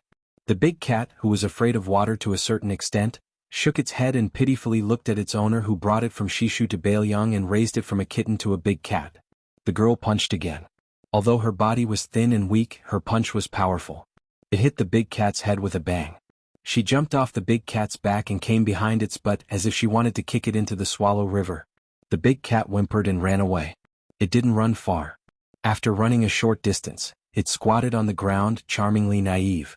The girl pointed her chin at the Swallow River, indicating that the pet should jump down voluntarily. The big cat shook its head desperately. She shook her chin again. The big cat shook its head again. The girl carrying the sunflower was expressionless and chuckled. The big cat knew that it was not good, so it rolled on the ground and begged for mercy. The girl walked closer and put the sunflower on the ground. She grabbed the big cat's foot with both hands. She didn't use much strength and carried it on her shoulder. She threw it over her shoulder into the center of the river. Then, she clapped her hands and picked up the sunflower on the ground. The big cat smashed a column of water into the sky in the Swallow River. After a while, the big cat, who was afraid of water, seemed to be enlightened. It flapped its 4 paws and swam freely in the Swallow River. It changed various positions and was very happy. The girl jumped onto the big cat's back and sat down. She commanded the rude pet that had defeated the adult tiger Kuei in Mount Qingqing to swim to the spring god lake. She was in a good mood, so she laughed. Ha ha ha. Chapter 154. Today's 2 chapters are 8,500 words. Tomorrow's first chapter will be after 12 o'clock. Admiring the moon and admiring the lake, taking liberties with the little beauty, and also carving a string of absurd characters on the stone tablet, Su Fengnian was completely satisfied. Together with Wang Chudong, he returned to Mount Lao on a turtle. Ning Amei and the others felt relieved. Returning to the Wang family's courtyard, they first sent the little girl to the small courtyard door. Seeing that there was no one around, Su Fengnian kissed her again. The girl returned to the courtyard and sat on the swing. She stood on her tiptoes and gently swayed. Wang Chudong's finger was on her lips, the corners of her mouth lifted in a smile. She thought of the many things he said. If I could walk the Jianghu just by relying on my handsome appearance, this heir apparent would have been unparalleled in the world long ago. Shameless and shameless, Wang Chudong thought about it and laughed without stopping. Su Fengnian's praise of her talent was not wrong. This girl had read a lot of books since she was a child, including the 4 books and 5 classics and also casual books. Therefore Wang Chudong's writing was always natural. In Jianghu there was a custom of writing on the 2nd day of the 2nd month. She wrote, "The sound of frogs passing through the green screen, outside the building, the waves of the great river washing away the sand." Half of it was in the boudoir, but the second half took a sharp turn to show off her heroism. Therefore when people commented on Snow on the East Wing, they all said that Wang Chudong used light ink to write strong feelings, often with hundreds of twists and turns, word by word penetrating people's hearts. She deeply understood the saint's saying, "Joy without lust, sorrow without pain." At the end of the book, "May all lovers find their way together." Wang Linquan walked into the small courtyard and swung the swing for his daughter. He laughed and said, "Father was right. His Royal Highness is clearly a clever person. Like I said, the son taught by the great general in Wang Fei can't be too bad. Hey, that year His Highness was already holding a saber. Today, seeing 2 sabers in your hands, I am very gratified. Father hates seeing those self-proclaimed gentle, courteous and thrifty Confucian scholars in Jianghu. They are far less straightforward than His Highness. I heard you hit Commander Zhao's son in the tea house? Well done. If you don't hit them, they won't learn from their mistakes. I was just thinking of using money to make these guys see if a woman's pillow talk is more powerful than real money." Wang Chudong nodded, turned his head and said, "Father, I won't write the epilogue of East Wing." Wang Linquan sat on one side of the swing and said kindly, "If you don't want to write, then don't write. Otherwise, the concubines in the palace won't miss you as if they've been possessed." The little girl mischievously said, "There will definitely be people who will say that my talents have run out." Wang Linquan laughed heartily and said, "That bunch of poor and pedantic scholars have nothing better to do. They can't hold a brush to write a good poem, they can't mount a horse and lift a saber to kill the enemy. Why should I care about them? My daughter scolding them is already giving them a lot of face." Before Wang Linquan left, he said earnestly, "Daughter, it's still too early to make a private commitment. Wait for another 2 years. Wang Chudong, whose face was flushed red, waved his small fist. Wang Linquan came to His Royal Highness' small courtyard and knocked on the door. He saw His Highness sitting in the middle of the courtyard with a red sandalwood sword case on the table. Only the maidservant Blue Bird was standing to the side. Su Fengnian was just about to get up when Wang Linquan said in a panic, "Your Highness, you don't have to get up. This old servant doesn't dare to accept." Su Fengnian didn't say much. The difference in status and etiquette couldn't be dispelled with just a few words. After Wang Linquan sat down, he carefully looked at the sword case that he didn't dare to forget for so many years. After all the old soldiers left the Bailiang army, there were a few things that they couldn't forget. When he was in the barracks, there was an invincible Su flag. Wang Linquan was a real soldier of Su Shao and was fortunate enough to see and remember more things. One of them was the sword case on the table. The sword case was hidden in the sword case. In Wang Fei's hands, it could be described as 10,000 grieving wind, one cold sword. It was worthy of being called the first sword in the world. There was a poem in the previous generation that said, "One sword light 30 provinces, Gang Chi shooting bull." It was enough to show Wang Fei's peerless talent. Wang Linquan's eyes filled with hot tears as he looked at the sword case. These years he was stained with the stench of money. But in the dead of the night, every time he thought about the general's ferocious army and throwing 100,000 horse whips into the river, he would be extremely excited. It was this spirit that supported Wang Linquan until today. Su Fengnian slowly closed his eyes and brushed 2 fingers across the sword case. There were 18 words engraved on the sword case. It was his mother who had personally written them. His mother was the previous sword crown of the Wu family. Although she had betrayed the family for Su Shao, many of the rules were still followed. After she passed away, the armored sword attendant Zhao Yute guarded the grave and buried the sword. It wasn't accurate to call it a cenotaph. The Wu family sword tomb was fully deserving of being called a sword tomb. Cultivators did not respect the way of the heavens. Even if they cultivated until their hair turned white, they still couldn't enter the way of the heavens. So on and so forth. If a swordsman didn't respect or feel close to his sword, most likely his realm wouldn't be very high. Although Dong Tai, who had carried the great cauldron of swordsmanship for Li Chungang, casually carried a peach blossom branch and seemed unrestrained and not proper as an expert, Dong Tai had already made it clear that it wasn't that he disdained to carry a sword. It was just that there were very few opponents in the world who were worthy of him using a sword. Wang Xinji was one of them, and Chao Guanzi and the like were only half a match. Su Fengnian's journey this time wasn't simply to vent the resentment he'd held in for 3 years. Other than secretly drawing the geography of several thousand li, it was also to connect with Wang Linquan and the other former Beiliang subordinates. These weren't imparted to him by Su Xiao, who was publicly acknowledged in the dynasty as a lovable father who never nagged Fengnian about how to act and how to conduct himself. Ren Tu only allowed His Royal Highness to cause trouble, and then happily cleaned up his son's mess. His Royal Highness had groups of retainers and death warriors under his command. Why did he have to practice the blade alone? He didn't really want to simply be a fierce general who charged and broke through enemy lines. For this kind of thing he had a younger brother, Huang Manor, who was born with divine strength. In the future Su Longxiang would carry the blade. Who could compete with him? No matter what, it wouldn't be Su Fengnian's turn. Was it for old Huang's sake? Did he want to retrieve the sword case at the top of Martial Emperor's city for the old servant who had lost his front teeth? Part of the reason was, but the most secretive was the most difficult thing for the Su family to let go of. Chapter 155. Before the Su family rushed to Beiliang, the Wangfei had gone to the palace alone. At the time, there were more than a dozen first-level aces present, half of them from the inner court and half of them from Jianghu. This was a taboo that those who knew about it kept quiet out of fear. It was a secret that had been covered in the dust of history in a short 20 years. Su Fengnian knew what the old emperor was planning.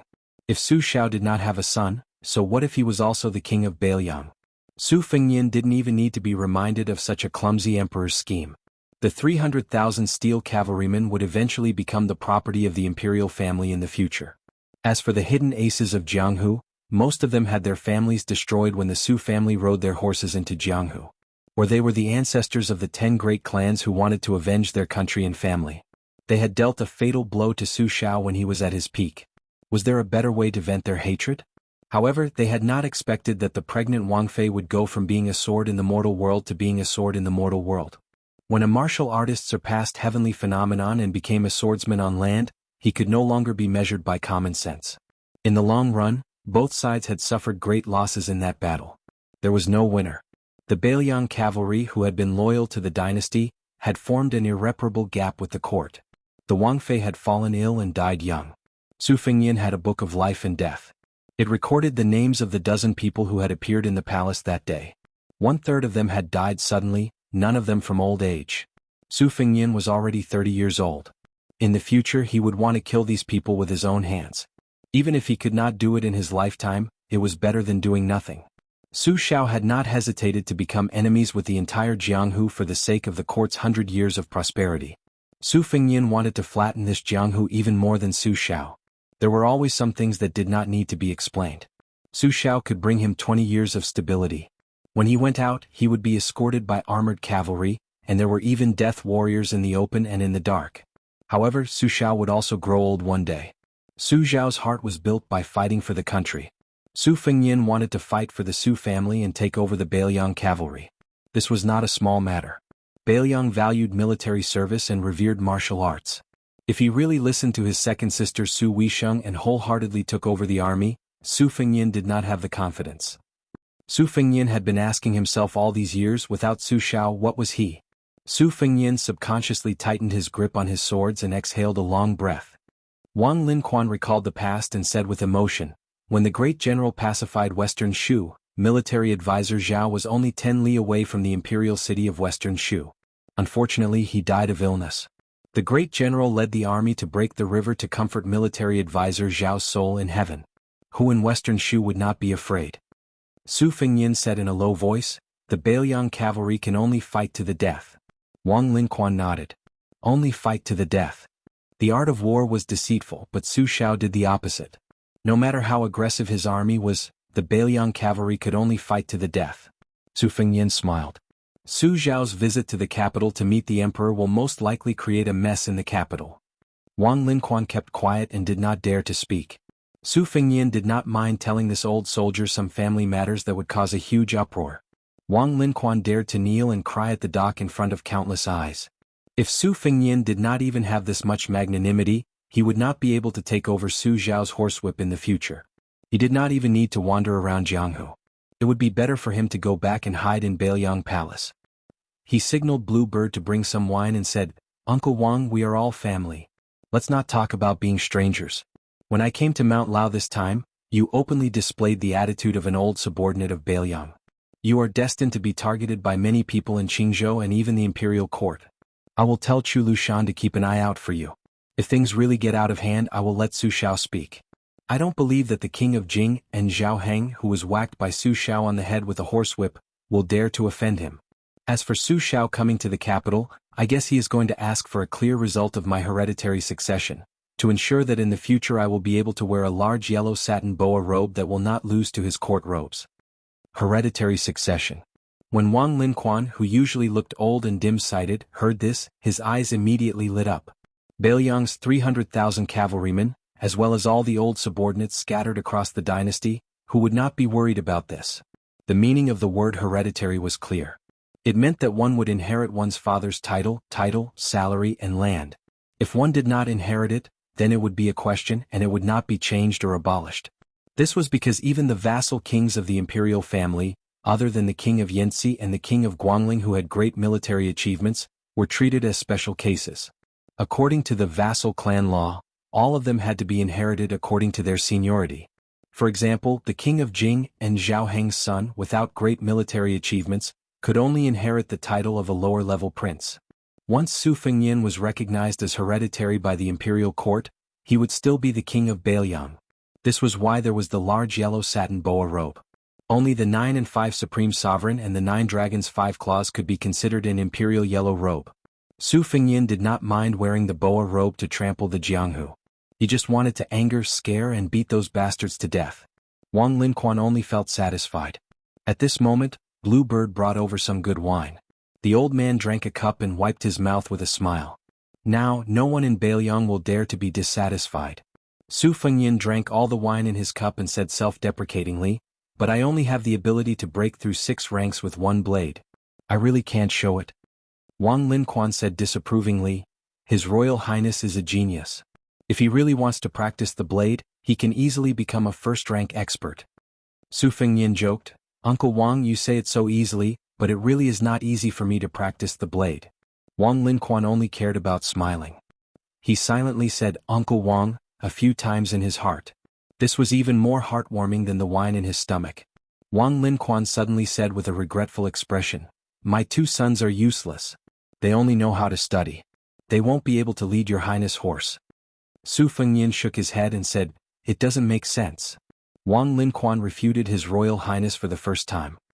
He said solemnly, "Your highness, as long as Wang Linquan is alive, the Wang family will be at your disposal.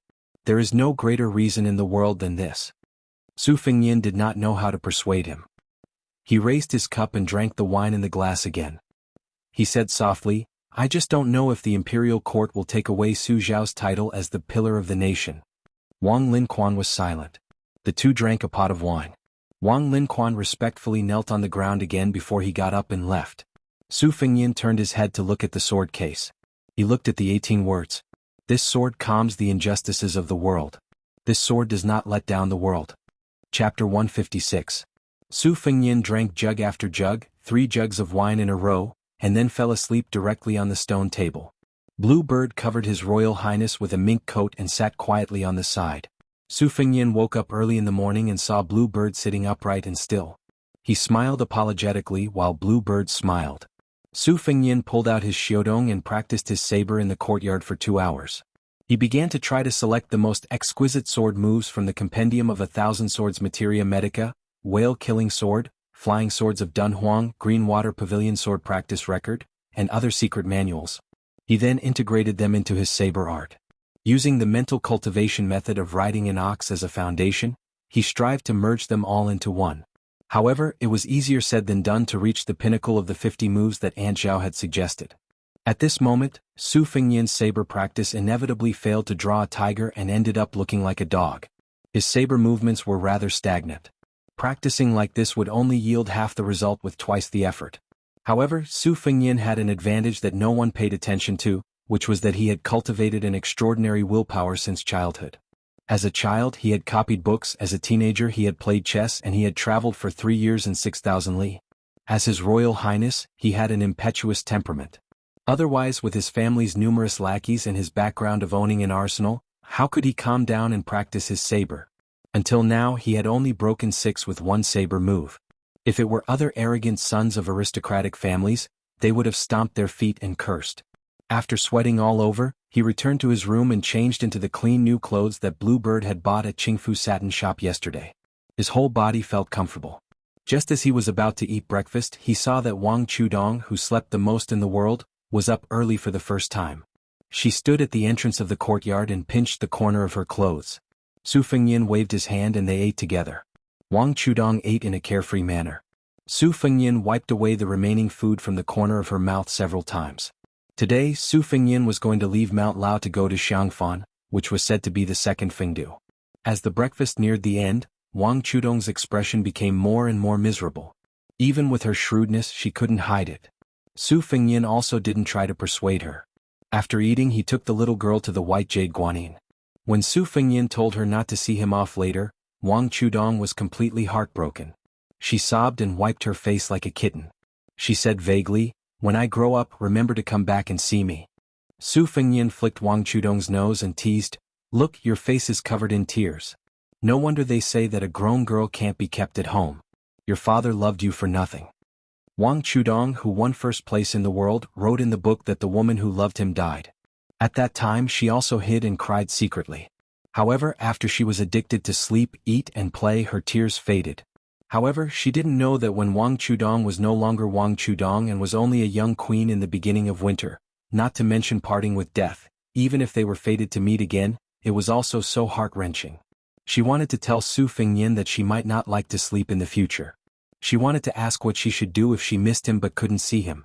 However, she could only cry and couldn't say anything. Su Fengyan couldn't bear to see a woman cry. He couldn't bear to hear her sobbing. He raised his voice and told her not to cry.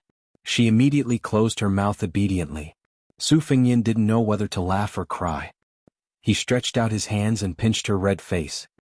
He lowered his head and touched the tip of her nose. He said softly, "Don't worry. On the way to the southeast, there will be a lot of gossip about me in Qingzhou. Just wait, there will be a surprise." Wang Chudong nodded and squeezed out a smile. "I will write a poem for you." Su Fengyan didn't take it seriously. He also promised the little girl that he would write a poem for a Beimang's head. If there really was such a day, wouldn't she be busy to death? Su Fengyan suddenly felt a little annoyed that he was too careless in leaving a mark in her heart. He remembered that Yu Yue once sang a poem, "When you're ignorant, you don't miss. Only when you miss will you miss." Wasn't it talking about the young girl in front of him? His Royal Highness, even in the Wutong Yuan of the prince's mansion, other than Bluebird and Sweet Potato, he didn't dare to have any feelings for the other maids. He didn't overdo it for more than 10 years. What he was afraid of was those unpredictable natural and man-made disasters. If a woman close to him withered away, Su Fengyan didn't want to bear this pain. Su Fengyan didn't know that this poem of lovesickness happened to come from Qingzhou's Wang Dongxiang's first snow.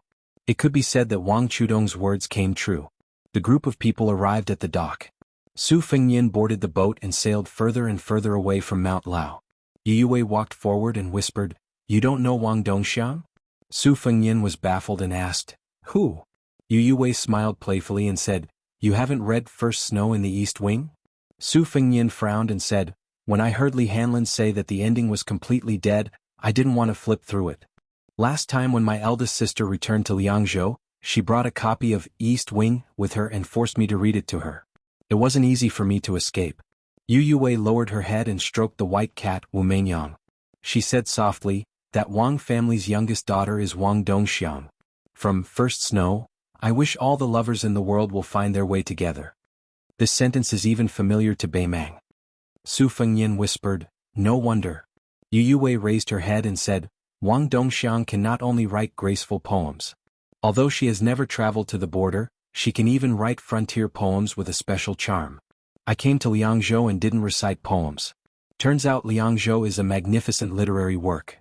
Even the great Pillar State praised this poem before. Chapter 157. Su Fengyan laughed and scolded, Su Xiao doesn't know anything about poetry. However, His Royal Highness added softly, but the little girl's poem is indeed a little interesting. Yue smiled. Wu Meinyang, who was getting fatter, stretched lazily in her arms. In the ghost town of Xiangfan, there was one of the 6 feudal lords. The king of Jing and Zhaoheng was one of the few princes in the imperial family who was good at both civil and martial arts, but he was neither high nor low. His literary talent was not as good as his younger brother, the king of Huainan, and his martial arts were not as good as his 2 brothers, the king of Yanlu and Guangling. Perhaps it was because he was disheartened that he began to believe in the teachings of Huang Laozi when he was young. At one point he had thought of going to Mount Longhu to become a Taoist priest. In the last 2 years he had abandoned Taoism and studied Buddhism. He had mustered a lot of people and had specially asked His Majesty for a special decree to go to the 2 Zen temples to burn incense. He had even taken the initiative to become a disciple of the black-clothed monk Yang Taisui. Unfortunately, the sickly old monk had turned a deaf ear to him and had never paid him any attention. Zhao Heng was now studying the Western sect. He had 108 luan beads in his hands all year round. He was as melancholic and fickle as a woman. Su Xiao had said that Zhao Heng was as gloomy as a jealous woman. He prayed to Buddhism because he had committed too many sins in his early years. He wanted to have peace of mind. Among the 6 feudal lords he was the least manly one. The 3 ships had not gone far from Mount Mao when 2 ships from the Spring God Lake approached them. Compared to the ship Su Fengyan was standing on, it paled in comparison. Su Fengyan squinted his eyes and looked over. The Bailiang cavalry had destroyed cities and destroyed countries with irresistible force during the Spring and Autumn War. It could be said that they were invincible. However, they were not good at naval warfare. Therefore, Su Fengyan had done a lot of research on the navies of various countries during the Spring and Autumn War. There were more than 40 types of warships of different sizes on the Spring and Autumn War, and he had dabbled in many of them.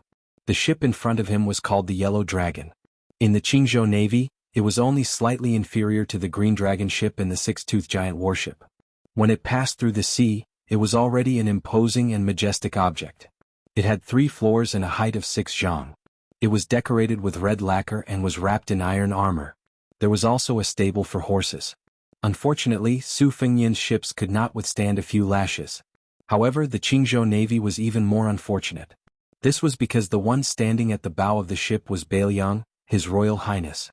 Su Fengyan calmly said, General Ning, go and get the halberd. Ning Amei, who had a gentle personality, revealed a rare evil grin. He turned around and went to the cabin to retrieve the iron halberd.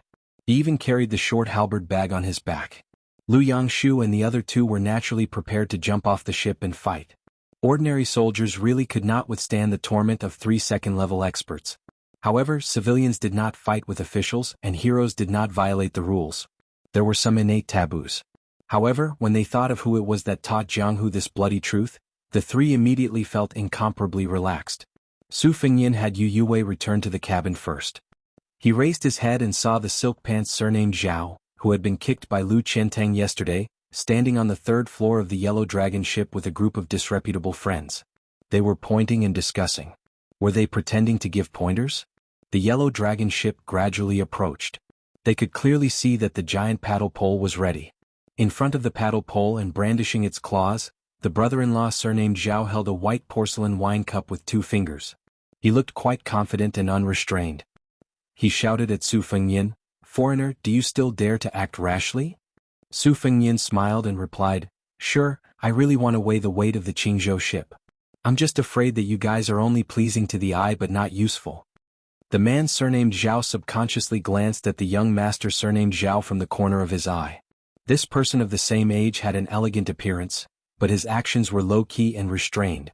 Even when interacting with them he did not put on any airs. He had an excellent reputation in Qingzhou. The son of the governor looked down from above and asked, Do you dare to repeat what you said yesterday? Su Fengyan knew that this was a trap that could be seen through at a glance, but he still smiled indifferently and said, The name of the king of Jing'an? What harm is there in saying it? The son of the vassal king Zhaoheng is standing here. I can still beat him to the point that when he returns home, even Zhaoheng won't be able to recognize him. The man surnamed Zhao was overjoyed. He glanced at the refined young man beside him, who no one in Qingzhou dared to call himself a young master of a noble family in front of, and revealed a hint of gloominess that was hard to see. The fair-skinned young master with a jade-like complexion took a step forward. As soon as he stepped forward, the foppish Zhao immediately retreated. The young master looked straight at Su Fengyin and said calmly, "Don't regret it." Su Fengyin raised his hand. The 100 Phoenix Battalion soldiers on the 3 ships all came out of their cabins. They stood with crossbows in their hands, and the moment they unsheathed their standard Bailiang blades that were as clear as snow. As a result, it was the Qingzhou Navy that was in a difficult position. Was there really going to be a battle on the water today? The commander of the Phoenix Battalion, Yuan Meng, was even more fearless. He repeatedly made hand signals to supervise the battle. The Phoenix Battalion was originally the cream of the crop among Bailiang's light cavalry. They were among the best in horse battles, foot battles and night battles. The boatman at the helm had long been controlled. The 3 ships instantly drew an arc, forming a triangle. Although the Bailiang army was not good at water battles, that was only in comparison to horse battles. What about the Qingzhou Navy? Back when the Bailiang cavalry surrounded Xianxia, the Navy soldiers on these 2 ships were still sucking on their mother's milk, right? Shishu had once chiseled a stone wall and hung 3 iron chains to block the river in an attempt to stop the navy that Bailiang had put together at the last minute. Who would have thought that the battle on the water would end before it even started? The natural defenses along the river were completely destroyed by the Bailiang army. Strictly speaking, the Bailiang army could be considered half of the ancestors of the Qingzhou Navy. Su Fengyin laughed mockingly and said, "Do you dare to fight?" Chapter 158. Chapter 1. Since the spring god lake had stopped burning after the spring and autumn war, could it be that the 3 merchant ships were going to give the Qingzhou Navy a taste of meat? The leader of the group of playboys on the Yellow Dragon ship frowned. He didn't need to think about the outcome of a naval battle where there was a great disparity in strength. However, once the battle started, given his sensitive identity, the repercussions would be too great. Even his father wouldn't dare to bear the consequences. The 3 Yellow Dragon ships had sailed to the vicinity of Mount Lao under the pretext of training on the water to show off. If the other party was an ordinary noble, not to mention the 4 giant battering poles, hooks and plow darts placed around the ship, it would be enough to make them suffer. After smashing or overturning the other party's ship, they would be charged with the crime of salt and iron smuggling, which would become an untraceable case. Qingzhou was already dissatisfied with Wang Linquan of Mount Lao interfering in the salt and iron business. On one hand, they were helping Commander Zhao's son vent his anger. On the other hand, they could give Mount Lao a warning. Killing 2 birds with 1 stone, why not? However, when he saw the hundreds of people on the 3 ships carrying standard military knives, they were even armed with crossbows. Although the dynasty didn't encourage wanderers to travel with knives, it wasn't strictly prohibited. However, crossbows were not privately issued by the military. He wasn't blind. Behind the playboy on the other side stood a burly general wearing heavy armor and wielding a halberd. The dynasty had millions of soldiers, but the number of brave men who could use a halberd could be counted on one hand. The identity of the person he wanted to teach a lesson to was naturally revealed. Who could be personally protected by Bailiang's great halberd Ningame? He had long heard that Bailiang's His Royal Highness had left for the 2nd time to travel, but he didn't expect to coincidentally bump into it today. His Royal Highness wasn't something that just anyone dared to impersonate. The descendants of vassals needed the imperial court's permission to leave the country, and there were even more rules and regulations when they left the country. Moreover, it was obvious that claiming to be the son of any vassal was safer than pretending to be the son of the Bailiang. If the son of a butcher stood casually in the spring and autumn 8 kingdoms and shouted that he was Bailiang's His Royal Highness, he would be swarmed by assassins.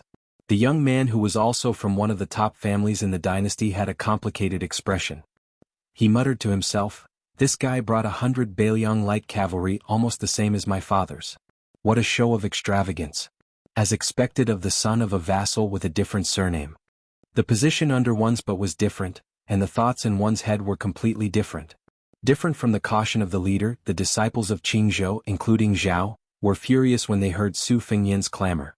It had to be known that there were 2 things to rely on in a naval battle.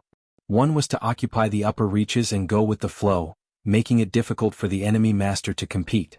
The second was to use a large ship to crush a small one. The dynasty's navy had spent a lot of money to build 3 giant ships that were as tall as the city walls. The Emperor Yu of the Old East Yu, the Divine Phoenix of the Old West Chu, and the flagship of the Qingzhou Navy. Not to mention the Yellow Dragon Fortress ship, even the Green Dragon ship, which was already considered a big ship, would be smashed to pieces by the iron rod at the bow of the ship. The difference between the Yellow Dragon and the three giant ships was undoubtedly the difference between the merchant ship and the Yellow Dragon. Where did this guy get the courage to say, "Do you dare to fight?" How much courage did he have to eat to be able to do this? Other than the leader, there were two people with the most radical and impetuous personalities. Other than the leader, Zhao, whose father was a lieutenant, and Wei Wei, whose father was the head of the Qingzhou Navy. Wei Wei had always been secretly cursed by the people of Qingzhou as an evil dragon. Relying on his father's power, he liked to forcefully kidnap girls and take them to the lake to do whatever he wanted. After the deed, he would either bury them as corpses or strip them naked and force them off the ship. Most of the latter could not bear the humiliation and wanted to commit suicide by jumping into the water. The most outrageous thing about Wei Wei was his ability to draw a three-stone bow. Once a girl fell into the water, she would be shot to death by his bow. His father was known as the Dragon King of Qingzhou. Wei Wei, this birdman, was illiterate. Normally he would act like a hawk or a dog on the street. Whenever he saw a scholar dressed like a scholar, he would beat them up. He had learned 70 to 80% of his ruthlessness from his father. In his life he admired Li Hanlin, one of the four evils of Liangzhou, the one who set up the beast cage. He often said that if he had the chance he would definitely become sworn brothers with Li Hanlin. Wei Wei immediately flew into a rage. In his life there were two things he hated the most: the refined scholar and the more domineering young master. The guy standing at the bow of the ship was complete. No matter how he looked at him, he did not find him pleasing to the eye. Daring to spout nonsense in his territory, he was tired of living. Turning his head, he angrily shouted at a distant servant, "Go get the bow for me." The servant hurriedly ran to get the large bow that was stained with blood. The two Yellow Dragon cruise ships had a total of 400 people on board. In the five elements, earth prevailed water, which was yellow in color. Therefore the soldiers on board the ship wore yellow clothes and yellow hats. They were called Huang Tu Lang. Each Yellow Dragon cruise ship was equipped with 10 spears, hook axes, 32 crossbows, 3,300 arrows and 40 armors, according to the military book, Controlling the Enemy on Water. Among the Huang Tu Lang, those who were good at fighting were given the title of Chiomansi. The Yellow Dragon cruise ship had more than a dozen Chiomansi. Moreover, the two Yellow Dragon cruise ships were fighting with the wind. No matter how you looked at it, they were far superior to the enemy's 100 crossbows. Victory was in their grasp. The several women on board the Yellow Dragon cruise ship were wearing the distinctive large-sleeved long skirt of aristocratic women. The large-sleeved skirt was first invented by Empress Zhao in the imperial palace. Together with the phoenix coronet and other clothes, it was the common attire of the empress and the imperial concubines. In recent years the imperial court had been lax in its governance, so the subordinates followed suit. The women on the cruise ship were wearing red, purple, pink, green, duck yellow large-sleeved skirt, just like a group of colorful butterflies and swallows. They were wearing luxurious clothes, so their mentality was slightly different from the young master brothers on the same ship. They did not have any strong hostility toward the man with the twin sabers. In their eyes, they only thought that he was a distinguished and elegant man. One saber was long, the other was short. The long saber was beautiful, the short saber was simple and unadorned. The style was completely different. Standing at the bow of the ship facing the 400 Qingzhou ship soldiers, he did not show the slightest bit of fear. Even more so, the man's graceful bearing was like a jade tree facing the wind. Let's not talk about whether he was an embroidered pillow or not. Just based on his bold attitude, it made their hearts palpitate. They did not care about the two armies confronting each other with swords drawn and bows bent. Two of the bolder daughters of Qingzhou's powerful families had already quietly cast flirtatious glances. Su Fengyin did not actually care whether or not the Qingzhou navy could meet the enemy head-on. He was more concerned with observing the details of the Yellow Dragon ship. Whether or not the warships were mobilized in an orderly manner, whether or not the hooks and poles were cleaned and bright, whether or not the ship's boards and sails were wrapped in ox leather armor, whether or not the ship's armor was complete. From this, one could tell that autumn was coming. The old Taoist priest Wei Shuyang stood by His Royal Highness's side to guard against a sneak attack. Su Fengyin turned his head and casually talked to Ning Amei about naval warfare, giving a concise evaluation of the Qingzhou Navy. This General Wu Dian, one of the four fangs of Bailiang, was not familiar with naval warfare, but when he heard what His Royal Highness said, his expression was grave and a little surprised. His Highness was clearly an expert in naval warfare. He explained the pros and cons and spoke tirelessly. This was not something that could be discussed on paper with just a few glances at the white inscripture. General De Ji smiled slightly and bowed. As long as the enemy dares to fight, I can break the ship's hooks with one strike of my halberd, preventing them from getting close. As for archery, the Yellow Dragon is 108,000 li away from our Bailiang soldiers. I earnestly request your highness to allow me to lead the troops to gain the upper hand by a show of strength. I must let the Qingzhou Navy experience what is called valiance in battle. Chapter 159. Su Fengyin shook his head, saying teasingly, General Ning, we agreed to a battle, whether we fight or not is still up to those people on the other side to decide. If you make the first move, His Royal Highness, whose reputation has always been terrible, isn't afraid. At most, Su Xiao will get into a heated argument with Grand Secretary Zhang and the other Grand Secretaries in the royal court, but be careful, you might not even be able to become a martial honor general. Look at that tower ship general over there who is at the same rank as you. He's so proud of himself, I reckon he'll get promoted and become rich if he helps out with this matter. General Ning is already suffering by following behind me. If you can't get promoted, then that's fine, but if you get demoted as well, my reputation will really be ruined in all 30 provinces. In the future, who will dare follow this heartless His Royal Highness around? The heavily armored and dignified Ningame roughly understood His Royal Highness' temperament. With a knowing laugh he said, that makes sense. It seems like tomorrow, I'll have to beg your highness and great general to give this general the title of 1000 Martial Ox General. It's not easy for me to leave home this time, so I have to give your highness some face. Su Fengyin laughed loudly and said, I just have to. When Bailiang's light cavalry faced the enemy with rapt attention, they would occasionally observe His Royal Highness and General Ning's expressions. When they saw how relaxed and carefree the two of them were, their heroic spirits also began to overflow. Bailiang's old subordinates could be said to be the most disliked group of people in Liang dynasty. The 300,000 unmatched armored cavalry stationed at the border between Liang and Beimang were helpless against this atmosphere that had persisted for more than 10 years.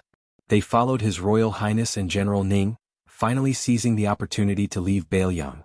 Even though they lost quite a few brothers in the battle on the rainy path, once they entered Bailiang's army, who would be scared of dying on the battlefield.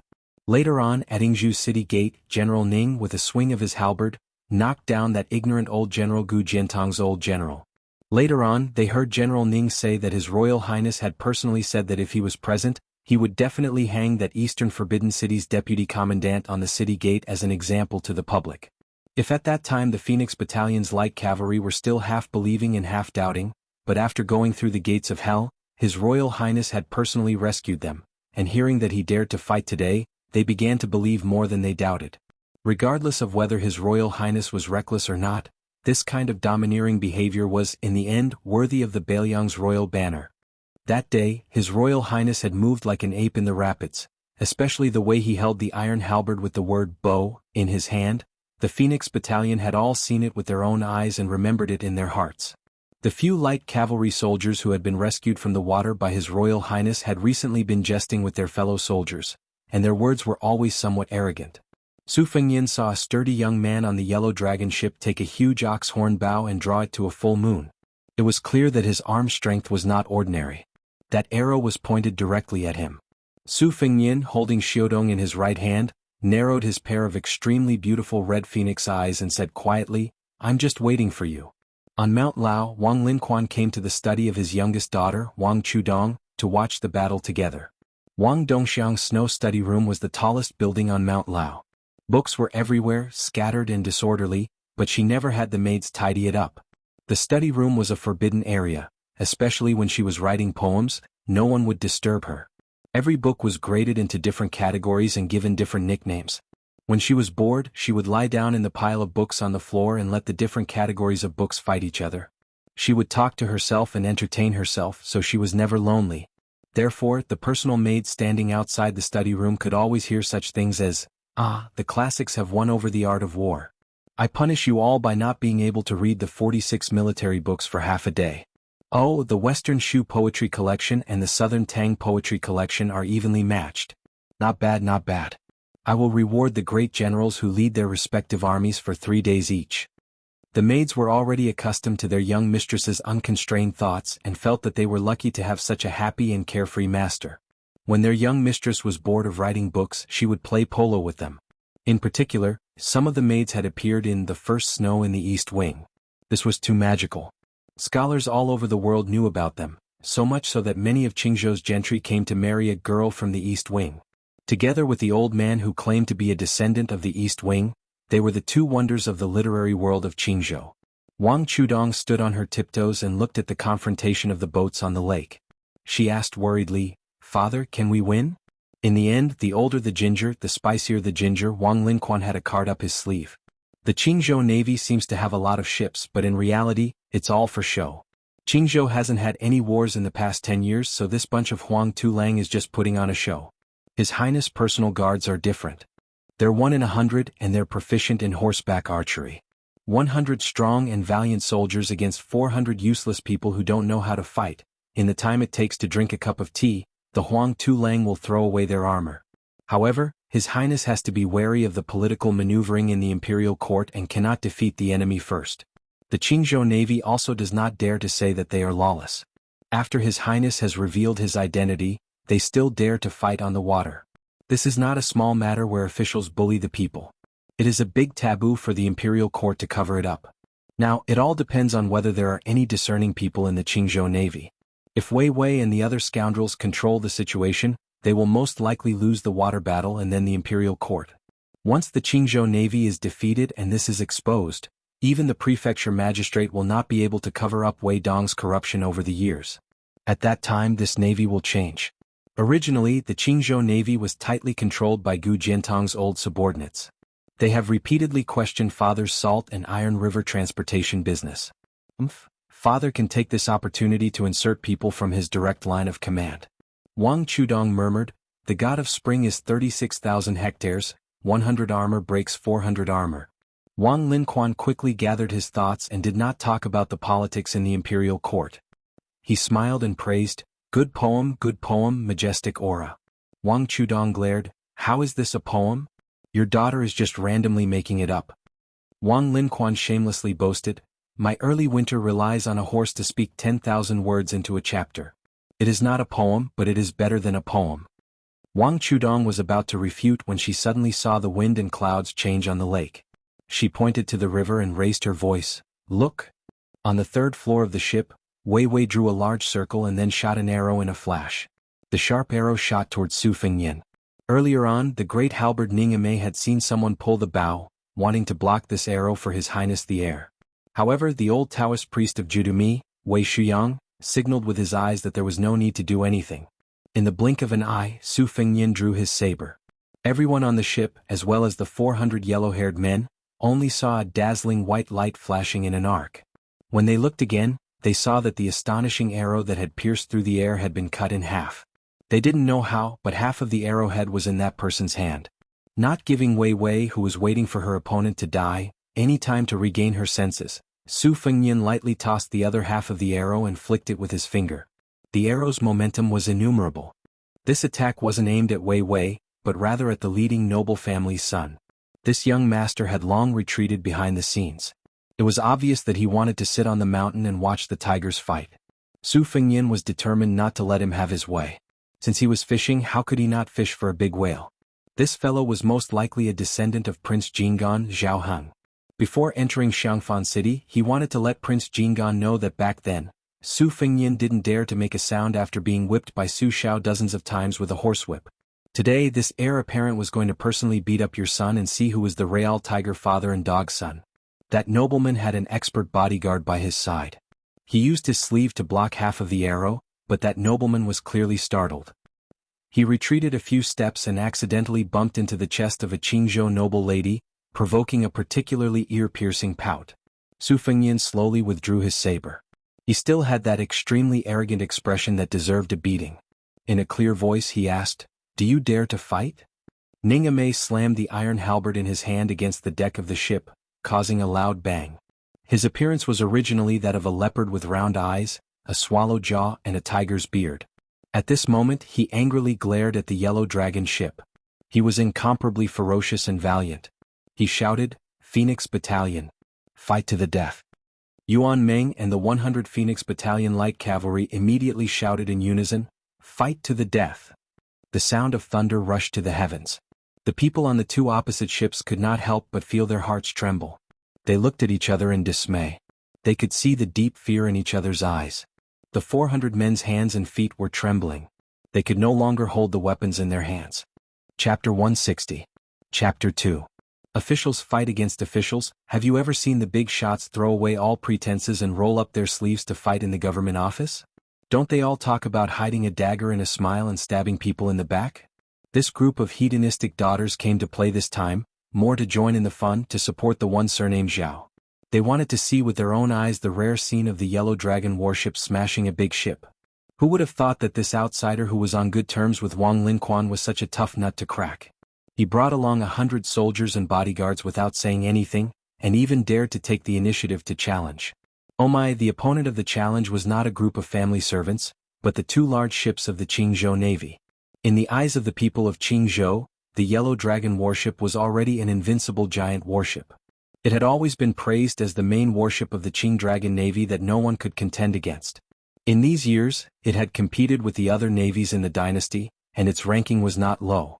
Because of this, Wei Dong's official rank was not too high, but within the borders of Qingzhou, he dared to blow his beard and glare at the officials who were one or even several ranks higher than him.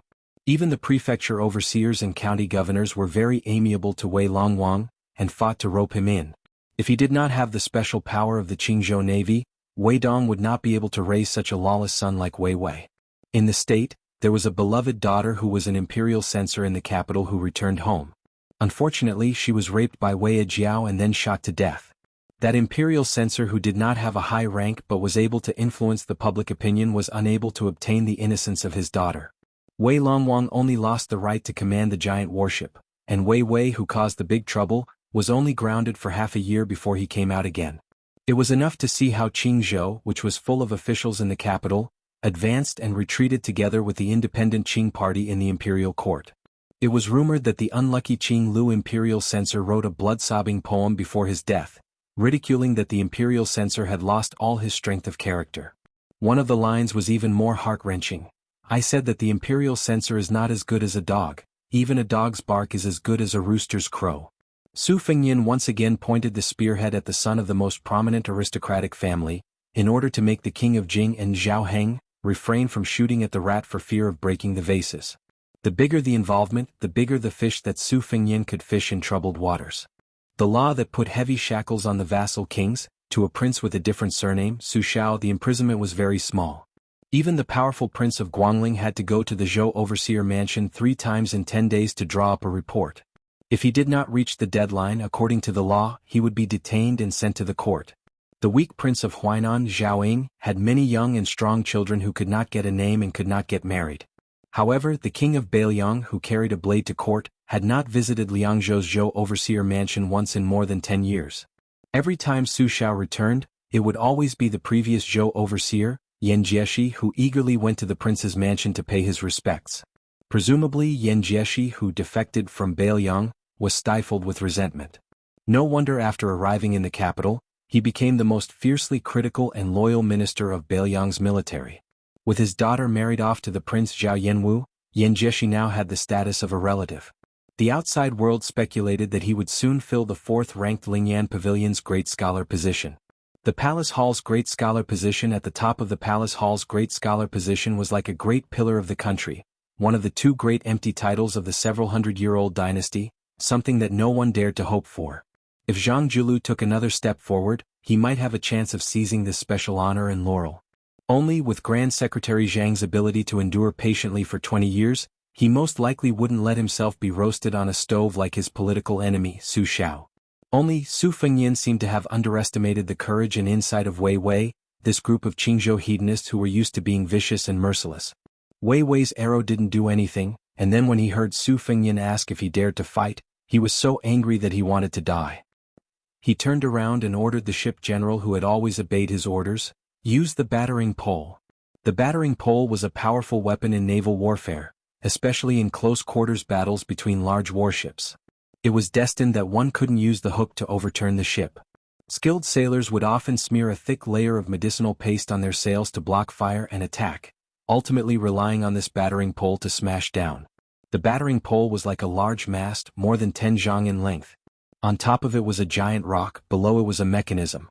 When the enemy ship approached, the battering pole would smash it to pieces. Su Fengyan turned around to look at Ningya Mei and Wei Shuyang, saying with a light laugh, "To measure a navy's strength, we can look at how many times the battering pole is clumsily used. In my opinion, this Qingzhou navy can only use it twice at most. If they want to use it 3 times, they'll have to burn incense high. Compared to the Guangling navy, they are far inferior." While they were talking and laughing, the Qingzhou Yellow Dragon had already begun to prepare the battering pole. Under the command of the 2 generals on the ship, the helmsman and the Yellow Dragon responsible for battering the pole began to get busy under the command of Qiao Zhuoshi. The men and women who were standing on the 3rd floor returned to the cabin. Wei Wei and a few fierce young masters whose hands were tainted with murder cases sat by the window to watch the battle. The young master who was scolded and beaten by Su Fengyan raised a cup of wine. He did not drink, but only continuously twirled the porcelain cup with his fingers. His face was as calm as water. He sat alone in front of the table, no one dared to approach him. This young master who was usually known for his elegance and simplicity in Qingzhou was like a coiled poisonous snake. The young ladies in silk and satin sleeves gathered together and whispered. Originally there were 1 or 2 girls who leaned towards the Qingzhou Yellow Dragon, but unexpectedly, they were affected by the chatter of their companions. Their eyes were shining as they recounted the good things about the young master from other places. They talked about how heroic and elegant he was, how beautiful he had a pair of beautiful eyes, and how powerful he was when he wielded his blade. Those who were not firm in their stance immediately changed sides and could not wait to run out and cheer for the unknown white-robed young master. When the young ladies who were born in a rich family but lived a peaceful life gathered together, what they talked about the most was the interesting men they met. Apart from that outstanding young master, their family backgrounds were not inferior to Wei Wei and the others, so they naturally didn't need to care about their faces. Qingzhou, where interests were intertwined, was quite xenophobic. As a result, when Wei Wei shot the imperial censor's daughter to death, the Green Party in the court pinched their noses and helped clean up his mess. Moreover, Qingzhou's internal friction was very small. Therefore, no matter how rude and violent Wei Wei was, he could still be considered kind to the women on the ship. He didn't even mind being mocked by them about some embarrassing things. The common people said that he was an evil flood dragon on the river, but they were more than happy to tease him that he was not a dragon but a worm. Wei Wei did not get angry and accepted it gladly. The Green Party being able to have its current status, able to compete for power with Grand Secretary Zhang's bloodline, Great General Gu's army, and various old and new noble factions, was inseparable from the blind unity of Qingzhou's rich and powerful young masters. This was the foundation of the Green Party, whose scholarship was not prominent and governance was more mediocre. Wei Dong understood this well, and so did the province overseer Huangfu Song. The old foxes in high positions in the court were even more unswerving. Otherwise, why would they try to push for the marriage between Princess Sui Zhu and Huangfu Song's eldest son, Huangfu Jie?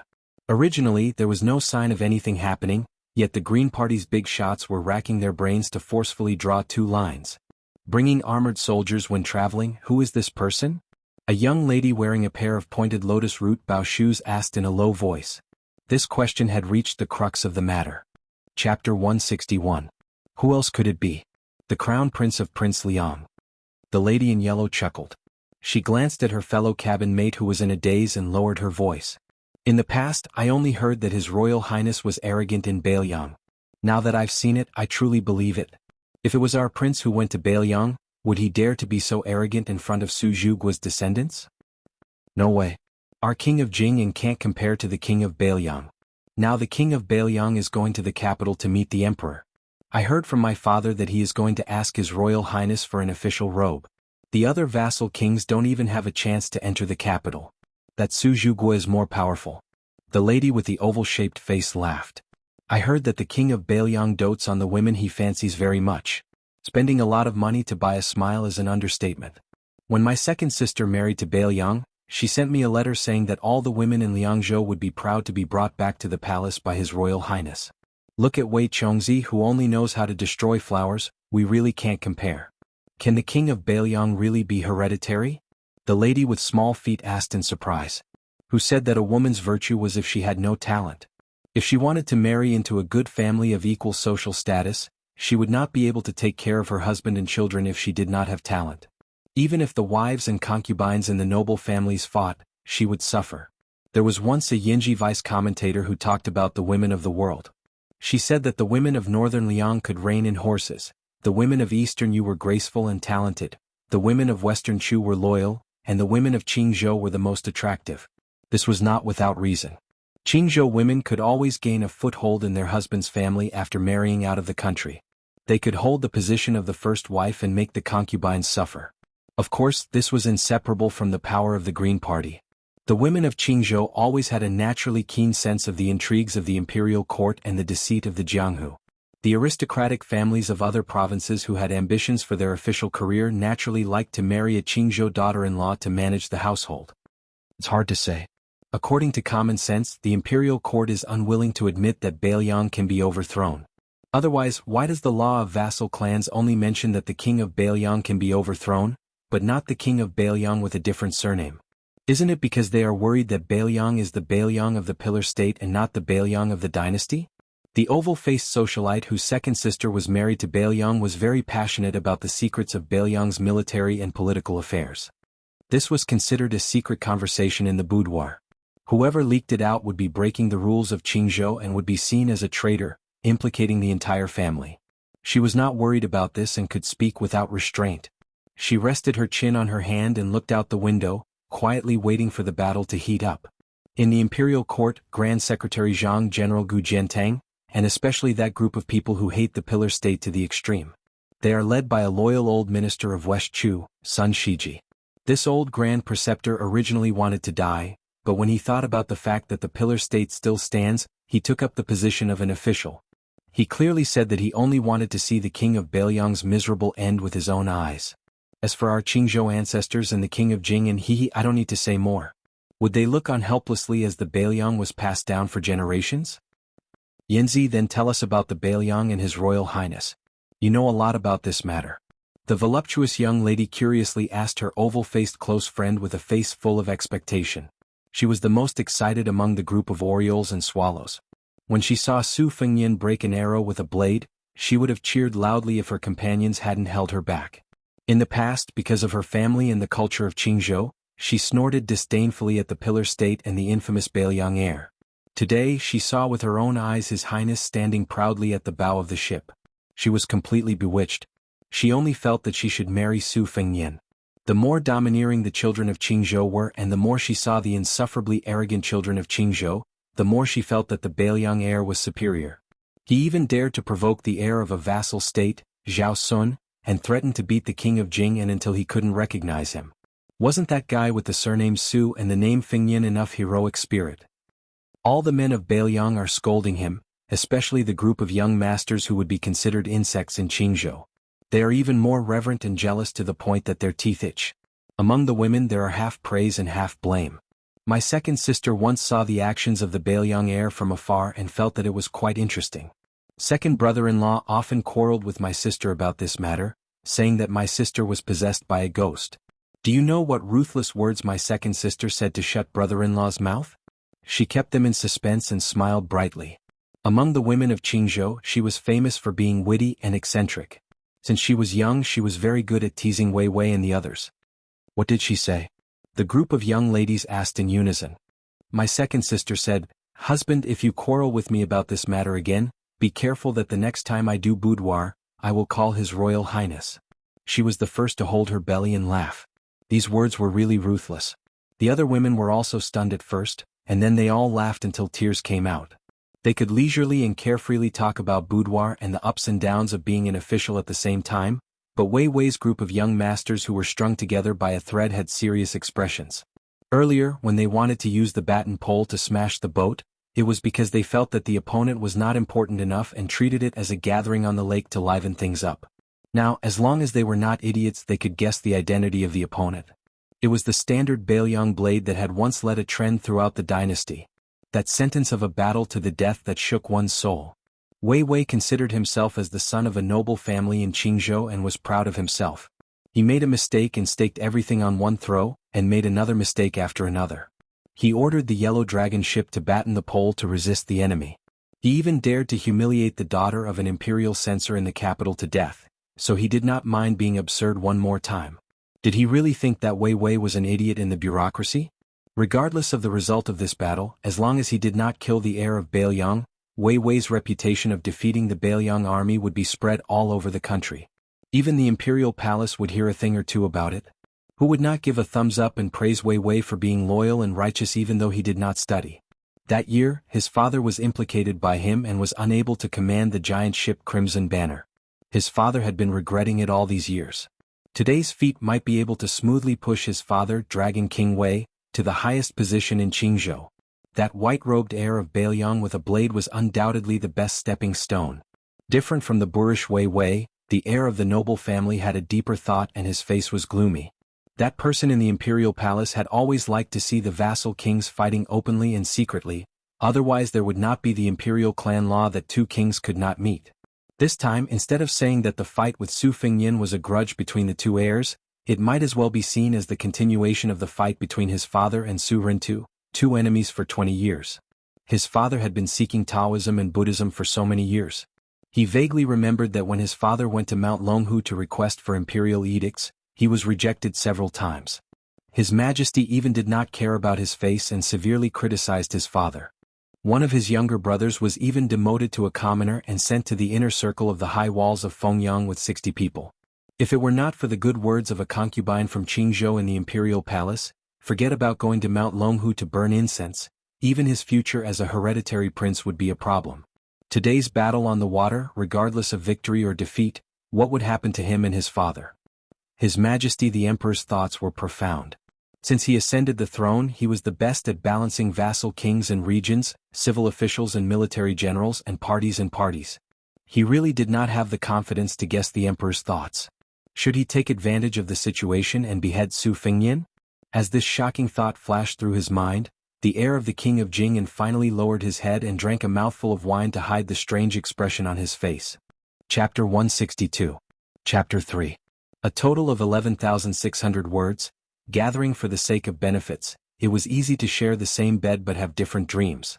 Wei Wei was currently thinking about how to make a name for herself in one battle, but her bottom line was that she wouldn't allow Huang Tulang to kill that person surnamed Su.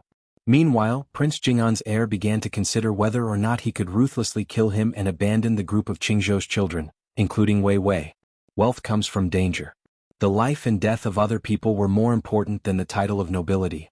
For the crown prince, there was no need to think about it. As a descendant of the imperial clan, the entire world is the private property of our Zhao clan. No matter who you are, even if you are a grand secretary or one of the 30 prefecture overseers, no matter how courteous you are on the surface, aren't they all looking down on you from the bottom of their hearts? Among the 6 princes of the vassals, other than the 2 princes who were allowed to inherit the title of prince according to the law of the vassals, the other 4 princes really did not have any extravagant hopes for the apricot yellow satin 5-clawed python robe. 4 claws and 5 claws, there was only a difference of 1 claw, but the real difference was more than 1,000 miles. The scary part was that if the 9-clawed python became the 9-clawed python, what would happen to the next generation? Now that the world was flourishing, where would they go to ask for military merit? The north had the king of Beiliang and the south had the king of Yan. Both crown princes were recognized as the most vicious and merciless people in the dynasty. Who would want to share a piece of the pie with you? Damn it, there were 4 words written in the vassal law: official career forever. It was the same as cutting off the path for the royal family's descendants to become officials. The king of Jing lowered his head and frowned slightly. He was deep in thought, and his hostility was as strong as the wine in a cup. He didn't even listen to the roars and screams outside the window. Mother Ker, the guy with the halberd, is not a human. Even the battering pole was cut in half by his 100-gene halberd. A young master from the Qing prefecture sucked in a cold breath and couldn't help but shout out. The muscular general in black armor was really a match for 10,000 people. The halberd in his hand easily deflected the rain of arrows and even broke the pole of Huang Long. How can Huang Tulang be suppressed by 100 Beiliang barbarians with hundreds of crossbows? They're hiding behind the arrows and not even raising their heads. They've all turned into cowards. Another debauchee who had carefully poked his head out and then retracted his head, was shocked. How could he not know that he was no different from Huang Tulang? Those Huang Tulang that he scolded could at least be considered as brave soldiers of northern Liang. What was he? Outside the window, the close-range slaughter had already become close-to-close combat. Even if the refined northern Liang crossbows had a longer range, there was no advantage to speak of. However, this did not stop Huang Tulang, who had a storage of 6,000 arrows, from shooting out a rain of arrows. After a wave of arrows, the northern Liang light cavalry did not suffer many casualties. On the other hand, a wave of arrows accurately killed dozens of people. Everyone on the ship could clearly feel the vibrations caused by the northern Liang crossbows. This was the complete opposite of what the people on the ship had expected, where they would be able to overwhelm the enemy with numbers. That guy isn't afraid of death. He's only using his blade to deflect the arrows. The second son of the Shujin County chief of Qingzhou clicked his tongue in wonder. Birds of a feather flocked together. Those who could be brothers with Wei Wei the evil dragon were not easy to deal with. They were definitely not from an ordinary rich family. If anyone present casually flipped through the family tree, who wouldn't be able to find a few old ancestors whose names would go down in history? For thousands of years, the throne had been occupied by different people. The longest was 400 years and the shortest was a few years. The only thing that didn't change was the aristocratic families.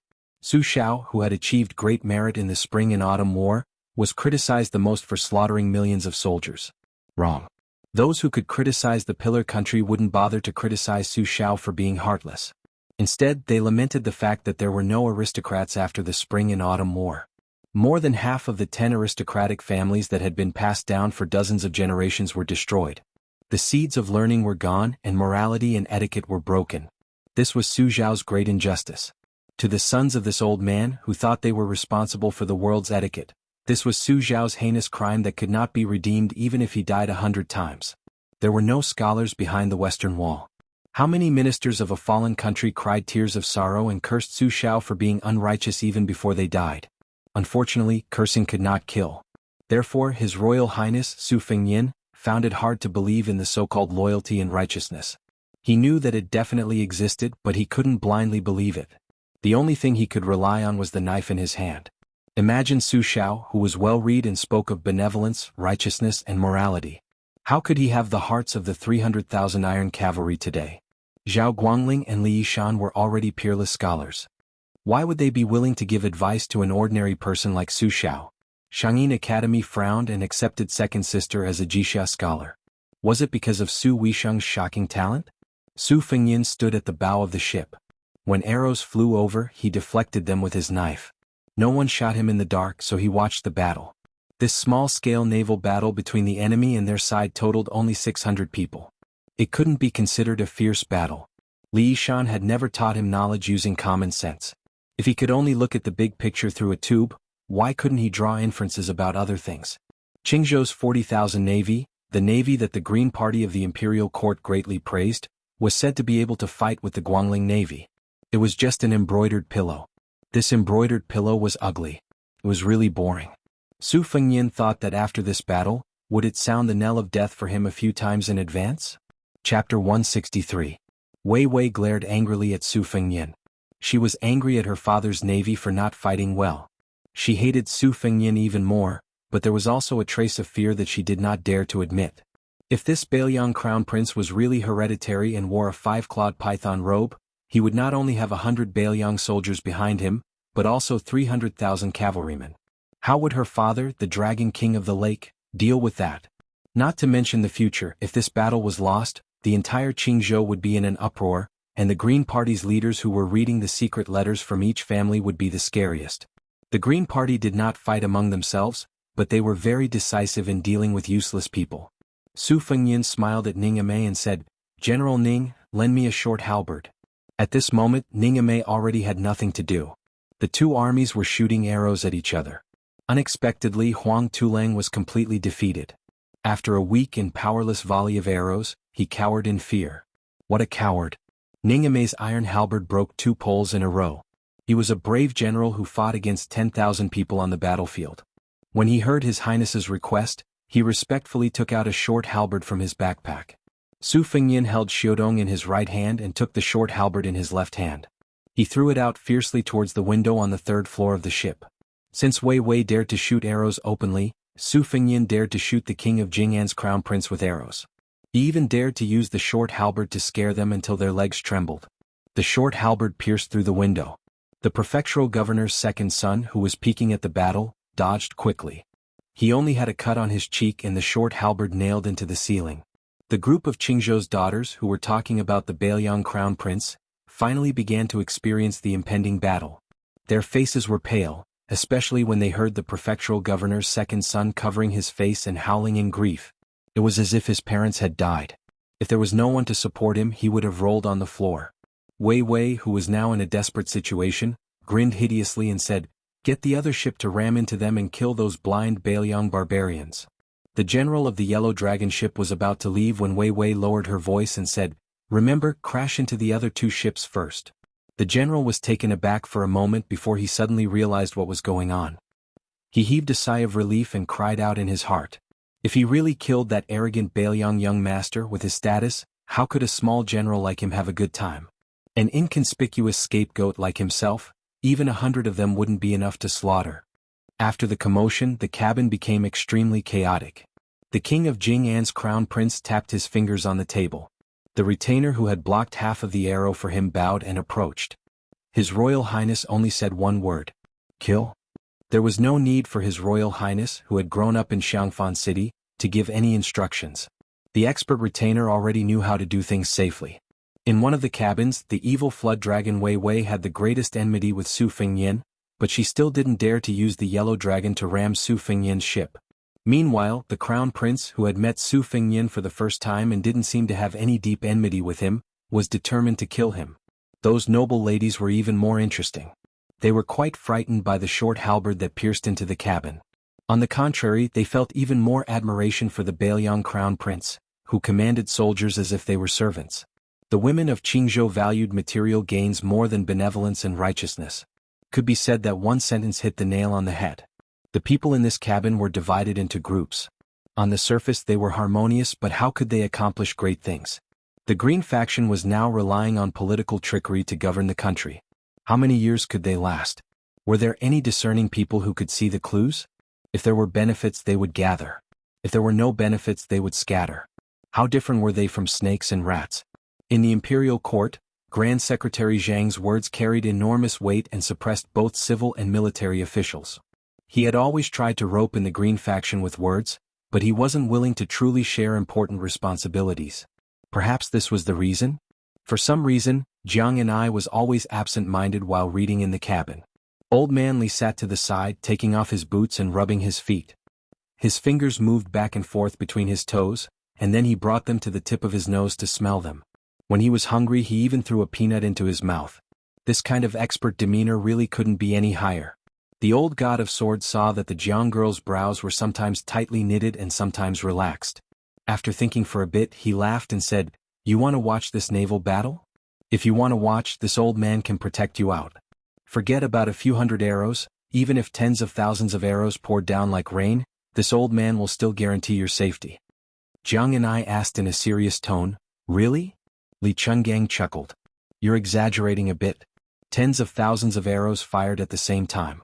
Only someone with godly abilities like Qi Xianxia at his peak can come out unscathed. With this old man's current heavenly phenomenon skills, he's still a bit lacking. However, all of this is because this old man doesn't have a sword in his hand." "I'm not afraid of you, little girl," laughing at me.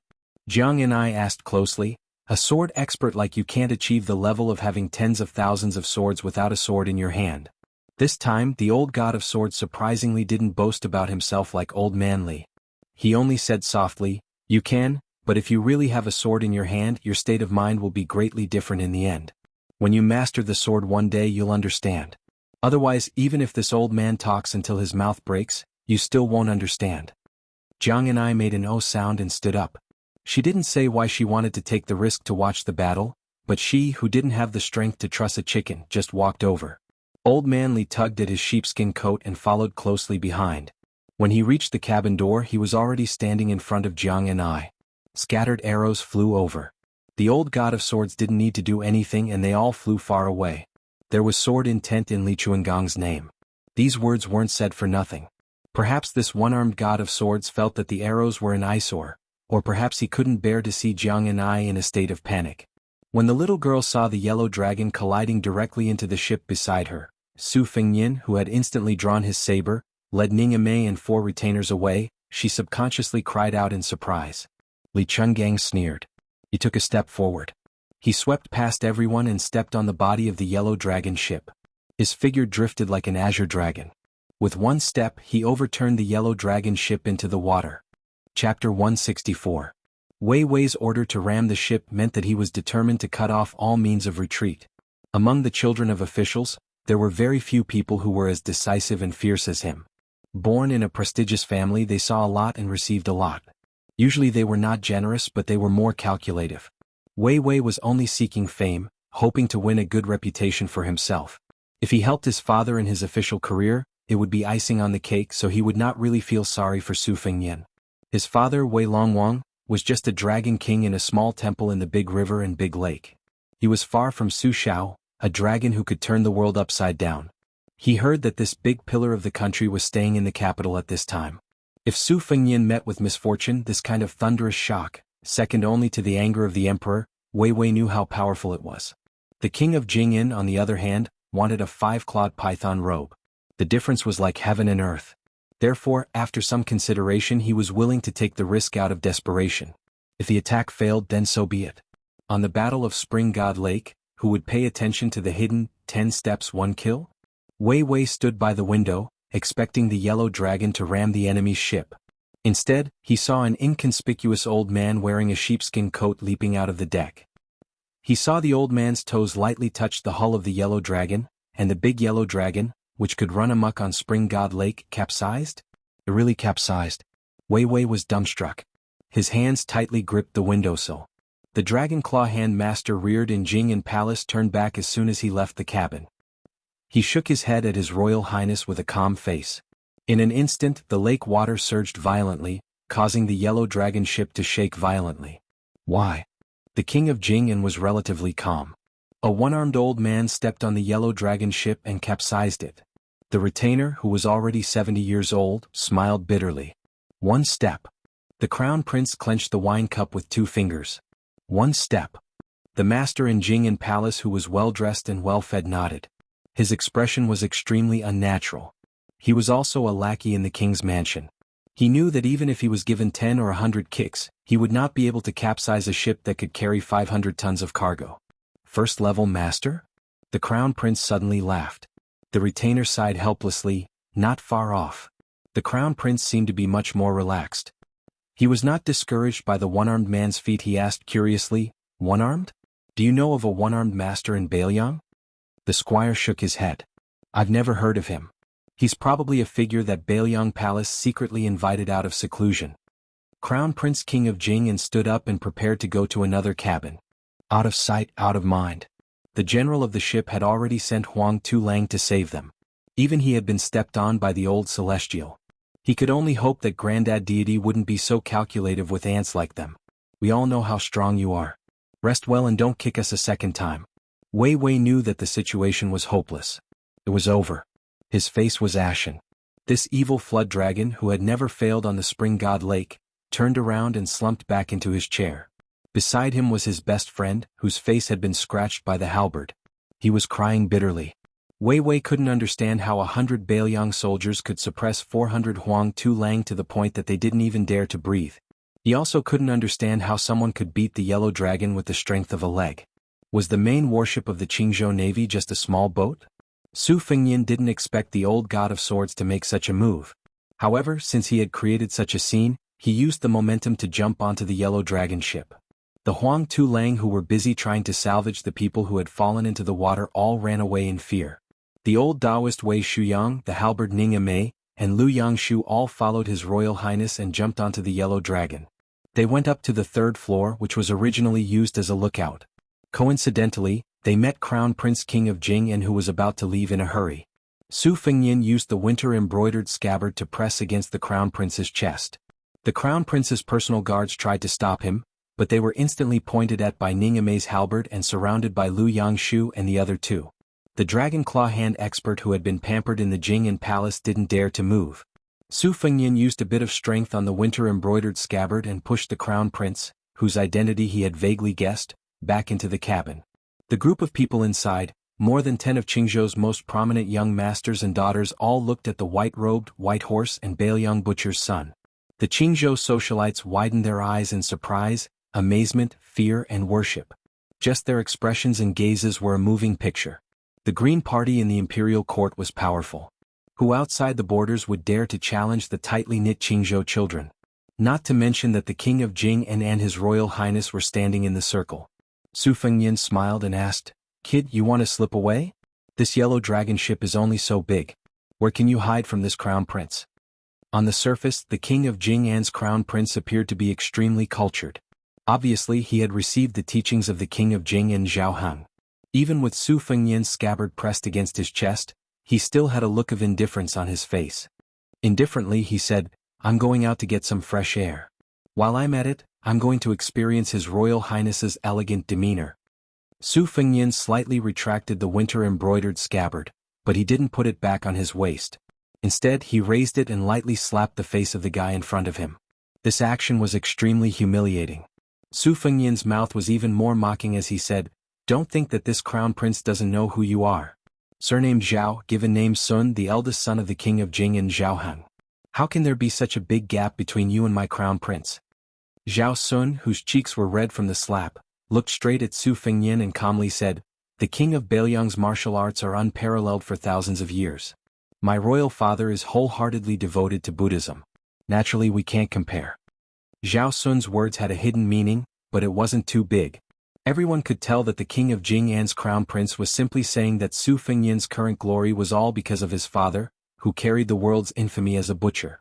It had nothing to do with his royal highness. Pa.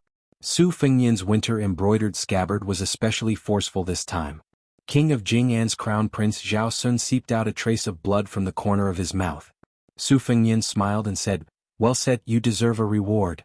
This crown prince will reward you handsomely with a winter-embroidered scabbard." Zhao Sun was still forcing a smile. Jing'an Palace's retainers were already prepared to risk their lives to save their crown prince, but Su Fengnian had already brushed past Zhao Sun and said softly, "I'll accept the Yellow Dragon cruise ship. I'll have to trouble you to jump off the ship and swim back to Xiangfan. Tell Zhao Heng that when the time comes, the father and son will go out of the city to welcome the crown prince." Zhao Sun didn't even bother to wipe the scarlet blood from the corner of his mouth. He walked straight out of the cabin and slowly said, "Xiangfan City will definitely welcome the crown prince." Su Fengnian didn't pay any attention to the king of Jing'an's crown prince, who was about to become a drowning dog. He first gave a warm smile to the group of dumbfounded young ladies, then turned his head to look at the capital's son, hedonist Zhao, who was cowering in the corner, as well as the fearful evil flood dragon Wei Wei. He pointed at the two with his winter-embroidered scabbard and smiled. "One of you is the son of a fourth-ranked official. You formed a clique and made Zhao Sun deliver himself to your doorstep. Good job. The other is the son of Qingzhou's Dragon King. He dares to pull the bow and shoot arrows and dares to ram the Yellow Dragon cruise ship. He's even more of a hero." Jiang and I, who had followed the old god of swords to the third floor of the cabin, had a strange expression on her face when she saw this scene. Could it be that Su Fengnian was so domineering and rude to outsiders? Previously, in Beiliang Palace, she only heard that he made a move on the maids in the residence. After leaving Beiliang, he tormented Jean Lanting in the county town. When he arrived in Qingzhou, he wantonly played with the Qingzhou Navy. She originally thought that he only knew how to bully weak women. Su Fengnian wasn't in a hurry to deal with Wei Wei and the one surnamed Zhao. He turned his head to look at the young ladies of Qingzhou and said with a bright smile, "Which elder sister or younger sister knows how to make tea? Let's drink tea and enjoy the scenery together. I hate fighting and killing very much. If I frighten elder sister or younger sister, later on, allow me to use tea in place of wine and punish myself by drinking 3 or 10 cups. How about this?" The second sister, an oval-faced young lady from Beiliang, wasn't the slightest bit afraid of the crown prince. She volunteered with a smile and said, "I brought some spring tea before the rain and a set of tea sets. I haven't had the time to make tea yet." Su Fengnian treated the women on the ship as if they were two different people. He was so easy to talk to that it was a complete mess. He laughed and said, "It's fate, it's fate." Jiang Ni's small face stiffened. Look, this guy's foxtail was suddenly revealed. Despicable. That gloomy guy with a swollen face was despicable just looking at him. But this guy who was flirting with the group of young ladies as soon as he boarded the ship was the most despicable. Chapter 165. Every time Su Fengnian took a step forward, Wei Wei and the one surnamed Zhao would take 2 steps back, until there was nowhere to retreat. Su Feng came to the window and happened to see the heir apparent of the king of Jing'an and his retinue jump into the water. Su Fengnian narrowed his eyes, feeling deeply moved. At that time Zhao Heng, the 6th prince, had the greatest influence. The Empress Dowager regarded this filial son the most highly. The faction of relatives and the leaderless civil officials hit it off. And it was at that time that Xiaoheng wrote the poem, "Raise an army of 1,000,000 to drive away the Mang slaves, immediately erect a monument on the first peak." That time could be said to be the most glorious period of Prince Jing'an's life. Who would have thought that the mantis stalks the cicada, unaware of the oriole behind? The second prince, who was originally the least favored, suddenly appeared out of nowhere. It was unknown how he obtained the full support of the eunuchs, chamberlains and military generals. First, he secretly detained the Empress Dowager, then he launched a series of assassinations. Several powerful relatives died in one night. The posthumous edict appeared again. It was clearly written that the previous emperor wished for the second prince to ascend the throne. The second prince rightfully sat on the emperor's throne and became the current emperor. The 8 princes contended for the throne, causing a disaster. In the end, only one of the former crown prince died. In fact, in the eyes of those with discerning eyes, this could be considered as His Majesty the Emperor being merciful and lenient. It was much better than the deaths of all the princes and grandsons of the previous dynasties. Xiaoheng and the other princes were successively conferred the title of vassal kings, each having their own fiefdom and military power. Although the vassal laws was extremely harsh, Prince Jing and Prince Xiaoheng, Prince Huainan, Prince Xiaoying, and the other weaker vassal kings did not utter a single word of complaint that reached the ears of the people under the heavens. Although the vassal laws was extremely harsh, Prince Jing and Prince Xiaoheng, Prince Huainan, Prince Xiaoying, and the other weaker vassal kings did not complain at all. As for how the master and servant would go to Xiangfan, this was not Su Fengyan's concern. After thinking for a while, he turned to Ningame and said, "Kick the Huang Tu-Lang who fell into the water again. One ship cannot carry so many people. Let the general of the ship take them to Mount Lao. Wang Linquan will be in charge of receiving them. When you kick their butts, don't forget to mention that there is good food and drink at Mount Lao. I have done my best." Ningame accepted the order and left. When the young ladies of the noble families of Qingzhou heard the words of the Beiliang heir, they could not help but laugh. They looked at each other and laughed. To them, the Beiliang heir and the Beiliang heir were people far away in the sky. No matter how much they struggled in the imperial court, they would not be implicated. The Green Party had never participated in direct battles with the vassal kings. The Green Party was known as the best in the imperial court. If not for this, why was the Green Party the only one in 30 provinces? The Beiliang heir in front of them was rather interesting. Even though on the surface he was slapping the face of the Qingzhou Navy, he was secretly targeting the Jing and palace. As a result, the Green Party, who kept a clear distance from the king of Jing and Xiaoheng, felt much more at ease. They guessed that the ancestors would not be angry. It was true that the noble families of Qingzhou were united, but it was obvious that Wei Chang's family was going to be abandoned. Rather than being dragged into the water, it was better to drink tea and enjoy the scenery on the side. To be on the same boat as the Beiliang, His Royal Highness, and enjoy the scenery, how big of a gimmick would it be if word got out? Su Fengyan finally came back to his senses. He walked to the corner, picked up Xiaoheng and threw him out of the window. He fell into the water with a howl. He then said to Wei Wei, who looked like he was going to trap the beast and fight to the death, "Let's use the ship and bring it outside of Xiangfan City and we'll write off all our grievances. How about it?" Wei Wei, who had long given up all hope and was prepared to fight to the death, was first stunned. Then his pockmarked face was filled with joy. With a plop, he knelt down and prostrated himself on the ground. In a trembling voice he said, "Thank you, His Royal Highness." Su Fengyan used his foot to step on Wei Jiao's head and scolded jokingly, "You blind thing. I heard that you've been racking your brains to become sworn brothers with Li Hanlin. Don't you know who he's been taking the blame for all these years?" Although Wei Wei was kneeling and had his head stepped on, his heart felt more and more at ease. He raised his head and smiled flatteringly, "It's all my fault for not recognizing Mount Tai. A man who knows when to yield and when to stand tall." This was true on and off the bet. Even if it was someone like Wei Wei who only knew how to be an unscrupulous hedonist, there were masters in all 3 professions. Most of them were able to do something of their own. Su Fengyan smiled and said, "Get up. A man has gold under his knees. What's the matter with kneeling in front of me?" Wei Wei carefully stood up. Just as he let out a sigh of relief, the Beiliang heir's next sentence brought him back to his original state. "Your archery is not bad. It said that you practiced it by killing women. Go shoot an arrow at the son of the governor. If you kill him, I'll introduce you to Li Hanlin. If you don't kill him..." Wei Wei was silent. Chapter 166.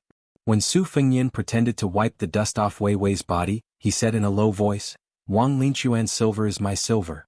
Wang Linquan's grandmother is my grandmother's mountain. Do you really think that Qingzhou belongs to the Green faction? On this trip to Xiangfan, there will naturally be people who will help you think of how to impeach the Shitzi, how to act arrogantly on the Spring God Lake, and how to insult the king of Jing'an and beat up Shitzi Zhaosun. However, when you go out to shoot arrows, remember to be clean. This Shitzi can guarantee that the sisters at the table will not gossip. How about it? Wei Wei bowed and left the cabin with large strides. Su Fengyin sat in front of the table and sat shoulder to shoulder with the oval-faced beauty who was raising her snow-white wrist to brew tea. He sat with the other Qingzhou ladies who were sitting in pairs on long benches. Su Fengyin patiently waited for the spring godhead to drink tea. He unscrupulously looked at the faces and figures of the wealthy ladies around him. Most of them were of average beauty. Only the tea maker beside him had a charm that was close to 81. Su Fengyin openly reached out and hugged her slender waist. Not only that, he stretched out his leg and lightly stepped on her lotus-root little feet. He turned his head to look at the blushing Qingzhou beauty and asked with a smile, Dare I ask for elder sister's name? This Shitzi has a peach blossom beauty fan. When I return, I will draw elder sister's face on the fan and play with it every day. Play with it every day? The table of red and green orioles and swallows all looked at the oval-faced woman. Their eyes were mixed with mischief and jealousy. Although the woman who was hugged by Su Fengyin had a good upbringing and had always been bold in her actions and words, she still couldn't take it when she was openly teased like this. She didn't dare to dodge, nor did she want to dodge. She lowered her head and pretended to be paying attention to the situation. Her family background was not simple. Among the 4 pillars of the Liang dynasty, the Green faction was the smallest, but its voice was not weak. Among the 12 pillars of the dynasty and the Shang pillar, the Green faction had 4 seats. The ancestor of this woman's family was one of the Shang pillars. In the past 30 years, he had moved between the Ministry of War, Ministry of Revenue, and Ministry of Appointments. He had countless disciples and was known as the roly-poly of 2 dynasties. Someone once joked that the number of times this roly-poly personally witnessed was only slightly less than the old Grand Secretary. Su Fengyin finally drank the tea. He drank it as if it was wine. He smiled and said, At night, if elder sisters and sisters feel that the blankets are not warm, just tell me and I will personally bring the thick brocade blankets. Naturally, there was another wave of bashfulness and coquettishness that could only be understood. The oval-faced beauty who was brewing tea quietly looked at Su Fengyin's side profile. She seemed to have noticed something and was in a daze. Su Fengyin turned his head and asked, What's the matter? She smiled gently and shook her head. After drinking the tea and winning a table full of laughter, Su Fengyin excused himself and left the cabin. He came to the bow of the ship. Yu Wei did not board the Yellow Dragon Fortress ship. Jiang and I and the old god of swords stood to the side. Wei Wei had already shot dead the dandy surnamed Zhao, who was still holding Yan Huan's arm and calling her brother the day before. She sat on the deck at the stern of the ship, holding her big bow in a daze. Su Fengyin opened his mouth and asked with a smile, Not seasick anymore? Jiang and I smiled coldly and said, Isn't this tea delicious? Su Fengyin pulled out a Bailiang arrow that was shot into the hull of the ship and held it in his hand. His body lazily leaned against the railing of the ship and looked at the vast lake. He said softly, There's no taste. It's far from the spring god tea that I drank on Mount Lao. Jiang and I asked expressionlessly, Are we really going to Xiangfan? Su Fengyin nodded. Jiang and I frowned and said, Are you not afraid that the king of Jing'an Zhao Heng will bring out thousands of men and horses to crush you into powder? Su Fengyin laughed involuntarily and said, The king of Bailiang, his royal highness, died in Xiangfan. Zhao Heng cannot bear this crime. If he was really ruthless and not so indecisive, the world would be his. Zhao Heng, this vassal king's luck was not bad, but he always felt that everything he did would be in vain. He had ambition, otherwise he would not have said such a thing. If he wanted to benefit the world, his ability was not bad. When Xiangfan was destroyed, there were only 20,000 people left. After changing the flag on the city, these 20,000 people went crazy and wanted to crawl out of Xiangfan. The city became an empty city, a dead city. But under Zhao Heng's rule, he implemented Huang Lao's theory of non-interference. Today, the population of Xiangfan has recovered to a few 100,000 people. The title of being the most important city in the world is true to its name. King of Jing'an, this vassal king title was given very well. Zhao Heng's reputation among the people of Qingzhou is very good. He can be considered the best of the 7 vassal kings. This kind of person cherishes his reputation the most. What do I have to be afraid of? Maybe Zhao Heng will be worried that someone will frame him and will want to send troops to protect me. Little mud man, do you believe me? Jiang and I said with a face of disbelief. Are you talking nonsense? The old god of swords smiled faintly. Little Su is not talking nonsense. Su Fengnian bent the Bailiang standard arrow with both hands and suddenly smiled. I heard that there are still 100,000 wandering ghosts in Xiangfan that are not willing to leave the city. Little mud man, you have to be careful when the time comes. Jiang Ni's face turned snow white and he said with a strong front, the one who is afraid of retribution is you. What does it have to do with me? Back then, if the Pillar State hadn't been determined to besiege Xiangfan and refused to surrender, refusing to leave a life gate open, how could Xiangfan have become Fengdu? 10 years of being trapped in the city, the people in the city were sold like livestock. Kind mothers cut off their flesh to feed their children, evil fathers threw their children into the cooking pot. The various states of the human world, good and evil, were all magnified in that ghost city. Every inch of wall was an inch of blood, every inch of grass was an inch of sorrow. The Yin energy in Xiangfan was unimaginable. 10 years of attack and defense, under the strict orders of the imperial court, no scholars or historians were allowed to write about it. How tragic was the truth. Chapter 167. Su Fengyin joked, that makes sense. When you enter Xiangfan, remember to stay away from me. Otherwise, why would I cut down so many peach trees in Jean Lanting's residence? It's all because Grandpa Wei is a master of the way of 9 bushels of rice, so he carries a few more peachwood swords to slay demons. You better get close to him these days. Otherwise you'll be haunted by countless ghosts. Women have a Yin body, so their yang energy is far inferior to men's. Even old sword god Li won't be able to save you. Jiang Ni's face turned even paler. She stammered, wanting to refute and encourage herself, but she didn't know what to say. The little clay figurine's appearance had always been ranked in the top 3 beauties Su Fengyin had ever seen in his life. The first was, of course, the androgynous white fox's face. The second was a woman he had seen by the Luoshui River during his 3 years of travel. Until now, he could not tell whether she was a woman from a landowning household or the god of the Luoshui River. However, she was beautiful. She was a woman in her 20s, but her face was still like a pattern in the 19 chess books. No matter how delicate it would not change much. However, the little clay figurine was different. She had been growing over the years. Her breasts, which were in line with the title of Princess Taiping in the past, were no longer Taiping. Instead, they were becoming more and more plump. Perhaps one day in the future, her face would quietly be comparable to white foxes. Su Fengyin liked to tease her, bully her, and plot against her. Part of the reason was that it had become a habit. The old god of swords couldn't bear to see Jiang and I being deceived and frightened by this little scoundrel Su Xiaobei. He unhappily said, "Girl, this little bastard is deliberately deceiving you. Ghosts are like immortals. If you believe it, then there is nothing. This old man has traveled Jianghu and seen all kinds of strange people.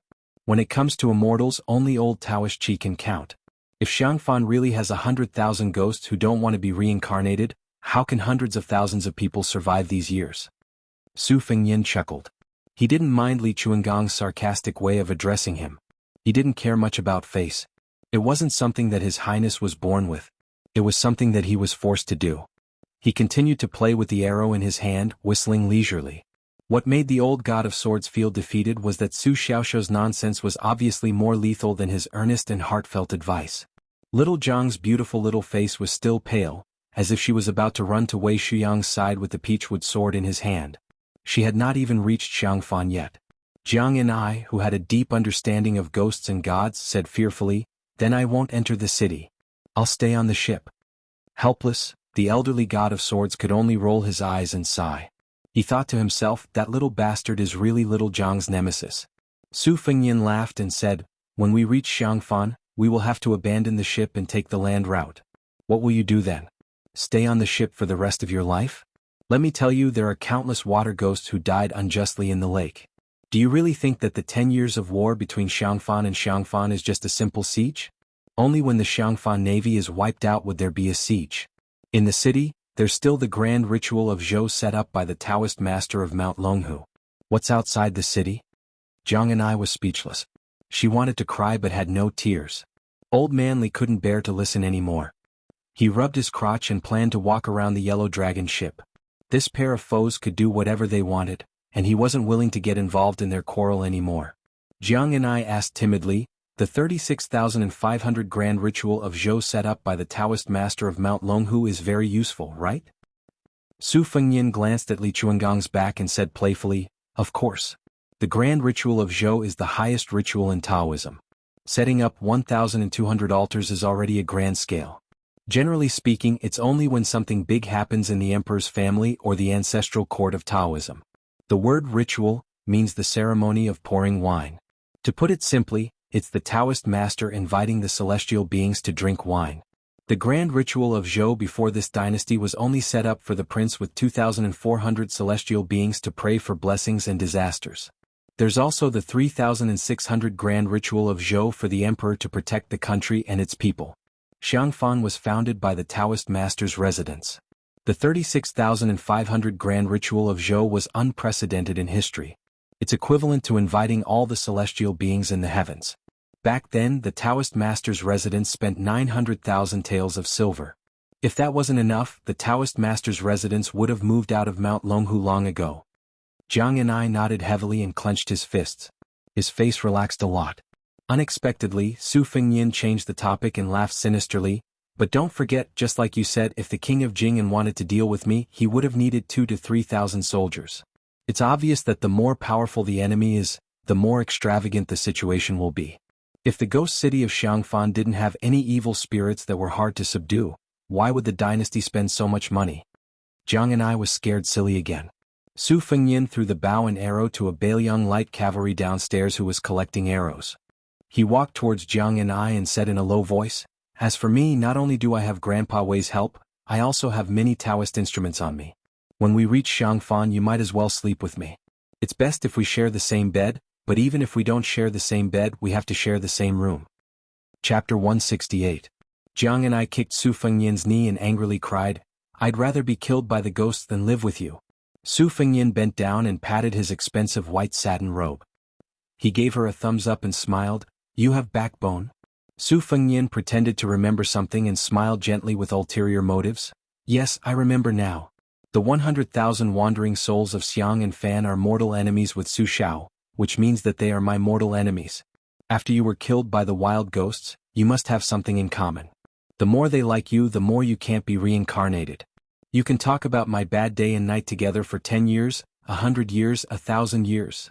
The little mud man stared at His Royal Highness, who was the most despicable, sinister, and scoundrel. She choked with sobs and cried until her eyes turned red. Su Fengnian sighed quietly and restrained his expression. He reached out to wipe the tears on the little girl's cheeks. But before Jiang and I turned around, he retracted his hand and said softly, Little fool, you really believe my nonsense. Think about it, you want to use the talisman to assassinate me. How can the ghosts be willing to kill you? They want you to live a long life to avenge them, right? Jiang and I nodded blankly, sobbing as she nodded. Su Fengnian turned to look in the direction of Xiangfan. His hands were on his saber. A gentle breeze blew, brushing against his face and sleeves. The crown prince, who had a pair of red phoenix eyes and a red mark on his forehead, looked like an immortal. Su Fengnian whispered to himself, So what are you afraid of? I should be afraid of Xiangfan. You know, I really believe in Buddhism, in the 6 realms of reincarnation, and in karma.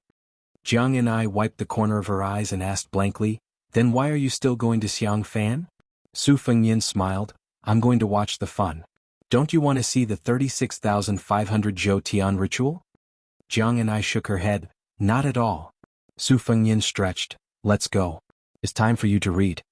The books were all on the merchant ship. The two walked down the Yellow Dragon cruise ship one after the other. Su Fengnian said he would jump over her, but she refused. Su Fengnian could only stop the 2 ships and set up a wooden plank between the ships. Su Fengnian let Jiang and I walk first. She walked carefully as if she was walking on thin ice. However, the more one was afraid, the more likely it was to happen. Halfway through, Jiang and I swayed and almost fell into the spring Immortal lake. Fortunately, Su Fengnian held her shoulders with both hands. However, she was severely seasick and didn't know how to swim. After stabilizing her body, she didn't dare to move anymore. Su Fengnian didn't know whether to laugh or cry. He could only pick up this strange girl who said she was timid but dared to assassinate him, and said she was bold but didn't dare to take another step. Ignoring her struggles, he walked to the deck of the ship and put her down. As a result, he received a good beating from her. In the cabin she was gnashing her teeth as she read. Su Fengnian was multitasking. He listened to Jiang and I read while reading the geography of Qingzhou. On the table, there was a map of Xiangfan that Wang Linquan had specially collected. Just by looking at the drawing, one could tell that it was a majestic city.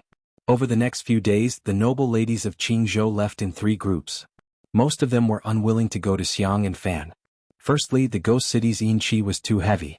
Secondly, they didn't want to be seen by the Jing and palace that they were in the city with Bailiang and His Royal Highness. The oval-faced beauty was the last to leave. For the past few days she had spent most of her time sipping tea and chatting with His Royal Highness. Her hands had been touched, her feet had been stepped on, her slender waist had been hugged, and her cheeks had been pinched. Fortunately she was still a virgin. Whether it was fortunate or unfortunate, looking at her expression when she left, it seemed that the latter was more likely. The women of Qingzhou valued fame more than life and death. In the past few years, when they entered the palace for the selection of consorts, this was the prefecture that paid the most attention. If the heir of Bailiang could be hereditary according to the law, there would be 1 Wangfei and 2 secondary Wangfei. Would she really become the Wangfei of the king of Bailiang? Other than the empress, there were only a few Wangfei in the world. At most, there would be the crown princess consort who could compare.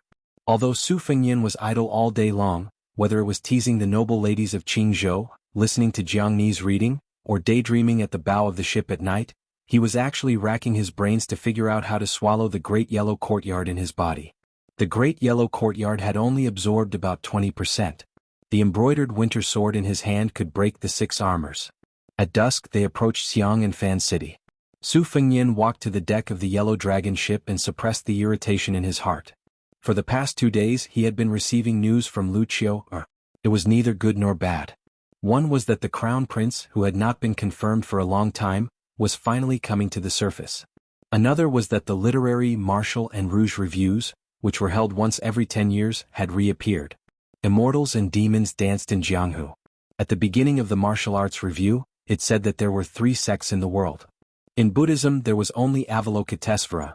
In Celestial Way there was only Ancestor Lu. In Shin Way there was only Demon Rinsing Primogenitor.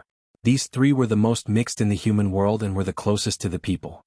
Therefore, it was evaluated that the great Guanyin of the western regions had entered the 1st rank, little Ancestor Lu of Dragon Tiger Mountain had entered the 1st rank, and the new chief of Wudong had entered the 1st rank. In the martial arts evaluation, there was a separate sword evaluation. Wudong sword maniac Wang Xiaoping and sword crown Wu Luding were listed. In the secret letter, Lu Qiu said that the great Guanyin had already left the western regions. Little Ancestor Lu's little celestial master Qi had also left the mountain.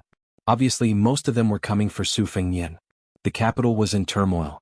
All kinds of immortals and demons came one after another. What would Su Fengnian, who was unintentionally standing at the head of the tide, do? Chapter 169. When they arrived at Xiangfan they could see the famous Diaoyu platform on the city wall. The Diaoyu platform had supported the wall for 10 years and a half. On the signboard of the Diaoyu tower, there were 4 words, "Alone fishing in the central plains." Su Fengnian ignored Wei Wei and Huang Tulang and got off the boat. He rode his horse and galloped towards the ghost city in the twilight. He got off the horse when he was near the city gate. Jiang and I seemed to think that His Royal Highness had a Taoist instrument. He jumped off the carriage and trotted to Su Fengnian's side. Su Fengnian held back his laughter and pointed his embroidered winter knife at the top of the city wall. He squinted his eyes and said, "Do you see that? Back then, the #1 general in the world guarded there for 10 years. There are not many people who can make Su Shao grit his teeth. That scholar from West Chu who really read the spring and autumn annals can be ranked in the top 3. Even if your capital of West Chu is destroyed after the Western Wall, even if the whole of Jiangnan falls, this city and this Diaoyu platform will not fall. Unfortunately, no matter how impregnable Xiangfan is, it can't affect the world." Jiang and I bit his lips. Su Fengnian led the horse and walked slowly. The grain in the city eats the horses. When the horses are exhausted, the sparrows and rats eat the people. Jiang and I was silent. Su Fengnian said softly, "The soldiers knew they would die. The soldiers guarding the city fought to the last man. No one survived. This is the war of the spring and autumn annals. These tragedies are unimaginable to the sharp-tongued people of Shangyin Academy. The walls were made of huge bricks that were specially made in the 3 continents. Each brick had the name of the place where it was made, the supervisor, and the person who made the bricks.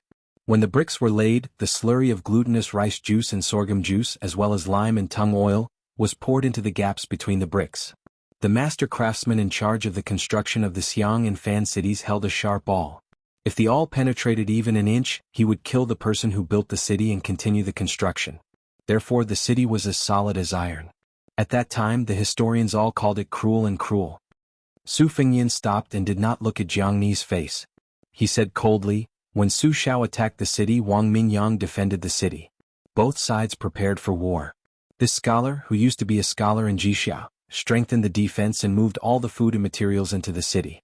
Even the houses were demolished and the wood, bricks and tiles were moved into the city. To prevent Su Xiao from digging a tunnel, he dug 100 wells along the foot of the city and placed large earthen jars covered with leather in the wells so that those with good ears could listen. Not to mention the 50,000 soldiers, he also divided the 150,000 people into different classes. Monks, craftsmen and paladins each had their own duties. The necessary materials for defending the city were divided into two categories, official and civilian. Then he selected Jianghu people who were good at fighting to patrol the city day and night to prevent spies from setting the city on fire. Wang Mingyang's military skills in the Xiangyin Academy had been fully displayed in the past 10 years. Su Xiao once said that if everyone in Xiangyin Academy was like this, he could even become a scholar in Jixiao. Su Fengyan continued forward. To attack the city, one must first cross the river and cross the trench. Next is the most tragic climbing of the city. Climbing of the city is also known as climbing of ants. Looking at the top of the city, you can imagine the scene of thousands of people climbing up the ladder against arrows, boulders, wood and oil. It was during this battle that the monks in the city invented the demon-subduing pestle and the ox-nosed Taoist created the cauldron golden liquid that would fester the moment it touched the skin.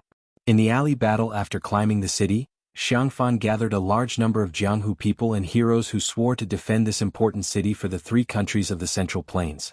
It could be said that they were united against a common enemy. Before the alley battle, they had defeated the Bailiang army countless times. If it were not for them, Xiangfan would not have needed 10 years to break the city. 3 years would have been enough. People only knew that Bailiang's army was the best in the world, but they did not know that they were not bad at attacking the city on foot. In the spring and autumn war they were unstoppable. Only in Xiangfan did they lose more than half of their elites, including 300 cave masters who were good at drilling. This attack and defense took 10 years. As for who was right and who was wrong, only heaven knows. However, it was in these 10 years that Su Xiao, who would seek revenge for the smallest grievance, had a real feud with Jianghu. The moat was unusually wide. The drawbridge on the river was not closed. Xiangfan was strictly guarded at night, but the drawbridge had been laid flat all these years. Even the main gate had not been closed for a single night. It seemed that according to the instructions of the celestial master of Mount Longhu, after setting up more than 30,000 great cycle ritual to expiate the sins of the 9 underworlds, the ghost gate was not closed and the wronged souls were allowed to leave Fengdu and Xiangfan. Legend has it that before the celestial master of Mount Longhu left the city, he personally went around the city to draw talismans. In the end, he even hung a Taoist talisman on the top floor of the Diaoyu Terrace. On it was written, "The heavenly spirits have returned to the heavenly spirits, the earthly spirits should return to the earth." He said that when the wandering souls of Xiangfan dissipated, this talisman would burn up. However, the heavenly talisman had been written for many years and still did not disappear. Without a doubt, it became a haze that could not be removed from the hearts of hundreds of thousands of people in Xiangfan. Su Fengyan led the horse forward. Under his feet were 2 young kuei. Beside him was Jiang and I, who had a complicated expression. Su Fengyan subconsciously looked at the Diaoyu Terrace on top of the city wall. The moon was bright and the stars were sparse. The tower was magnificent. Su Fengyan turned his head to the little mud man and said gently, "Don't be afraid." Jiang and I, whose palms were sweaty, lowered his head and grunted. His Royal Highness could not see the person in the tower when he raised his head, but the person in the tower could see Su Fengyan when he lowered his head. The person in the tower had a slender figure. He wore an ordinary Taoist robe and hemp shoes. He wore a Taoist bun with a wooden hairpin and held a horsetail whisk in his hand. The top floor of the Diaoyu Terrace was a forbidden area. There were several respected old Taoists of Mount Longhu guarding it. Even the king of Jing'an was not allowed to enter. When the great celestial master left the city, he made it clear that only the Taoist master's mansion could set foot on it. If the little girl and the little monk went to the Taoist master's mansion to make trouble, they would recognize this Taoist master. He was the one who led them into the inner courtyard of the Taoist master's mansion. It was he who blocked the attack of the arrogant yellow-purple Taoist master's mansion with his white-tailed horsetail whisk. He also personally introduced him to Mr. White Lotus. This little celestial master of Mount Longhu was surnamed Qi. He had the same surname as the great immortal Qi Xuanzhen and the same appearance as one of the ancestors of Mount Longhu. He held a horsetail whisk in his hand and was praised by the national master who ruled the world as Tai Gong sits in Kunlun. After he left Mount Longhu, all kinds of rumors snowballed as if the whole world was praising him. However, he was indifferent because he didn't care about these things. To him, these great principles that most people couldn't understand were not principles. In the world, brothers were blind, children were filial, and husband and wife were in love. These were the principles. The great knowledge was just knowledge in the pile of books and classics. They were not knowledge. The old farmers worked hard to farm, the hawkers bargained, and the merchants pursued profits day and night. These were knowledge. He admitted that his Taoist roots were shallow, so he did not seek the way of heaven. He only wanted to enter the world through martial arts and help the world. He left the mountain for two things. The first was to enter Xiangfan. Before his master went into seclusion, he said that the heavenly talisman would burn. He wanted to confirm it with his own eyes. The second was to make a trip to Wudong to confirm whether the young chief could really shoulder the way of heaven. As for how to judge, it was very simple. The horsetail whisk in his hand could be used as a sword. If it could be killed, it was fake. If it could not be killed, it was real. He turned to look at the heavenly talisman that connected the world with a red rope and frowned. The heavenly talisman was shaking. Su Fengnian narrowed his eyes and saw a strange woman walking out of the city gate. She had 33,000 strands of worry on her head. She wore a snow-white monk robe and a white snake was biting on her wrist as a rope.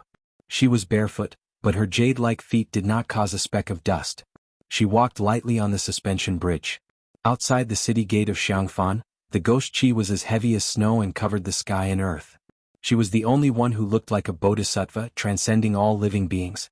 On the fishing platform, the heavenly talisman burned to ashes. 10,000 ghosts out of the city. The Taoist from the Taoist master's residence sighed. Mount Longhu has lost. Mount Lantua has won.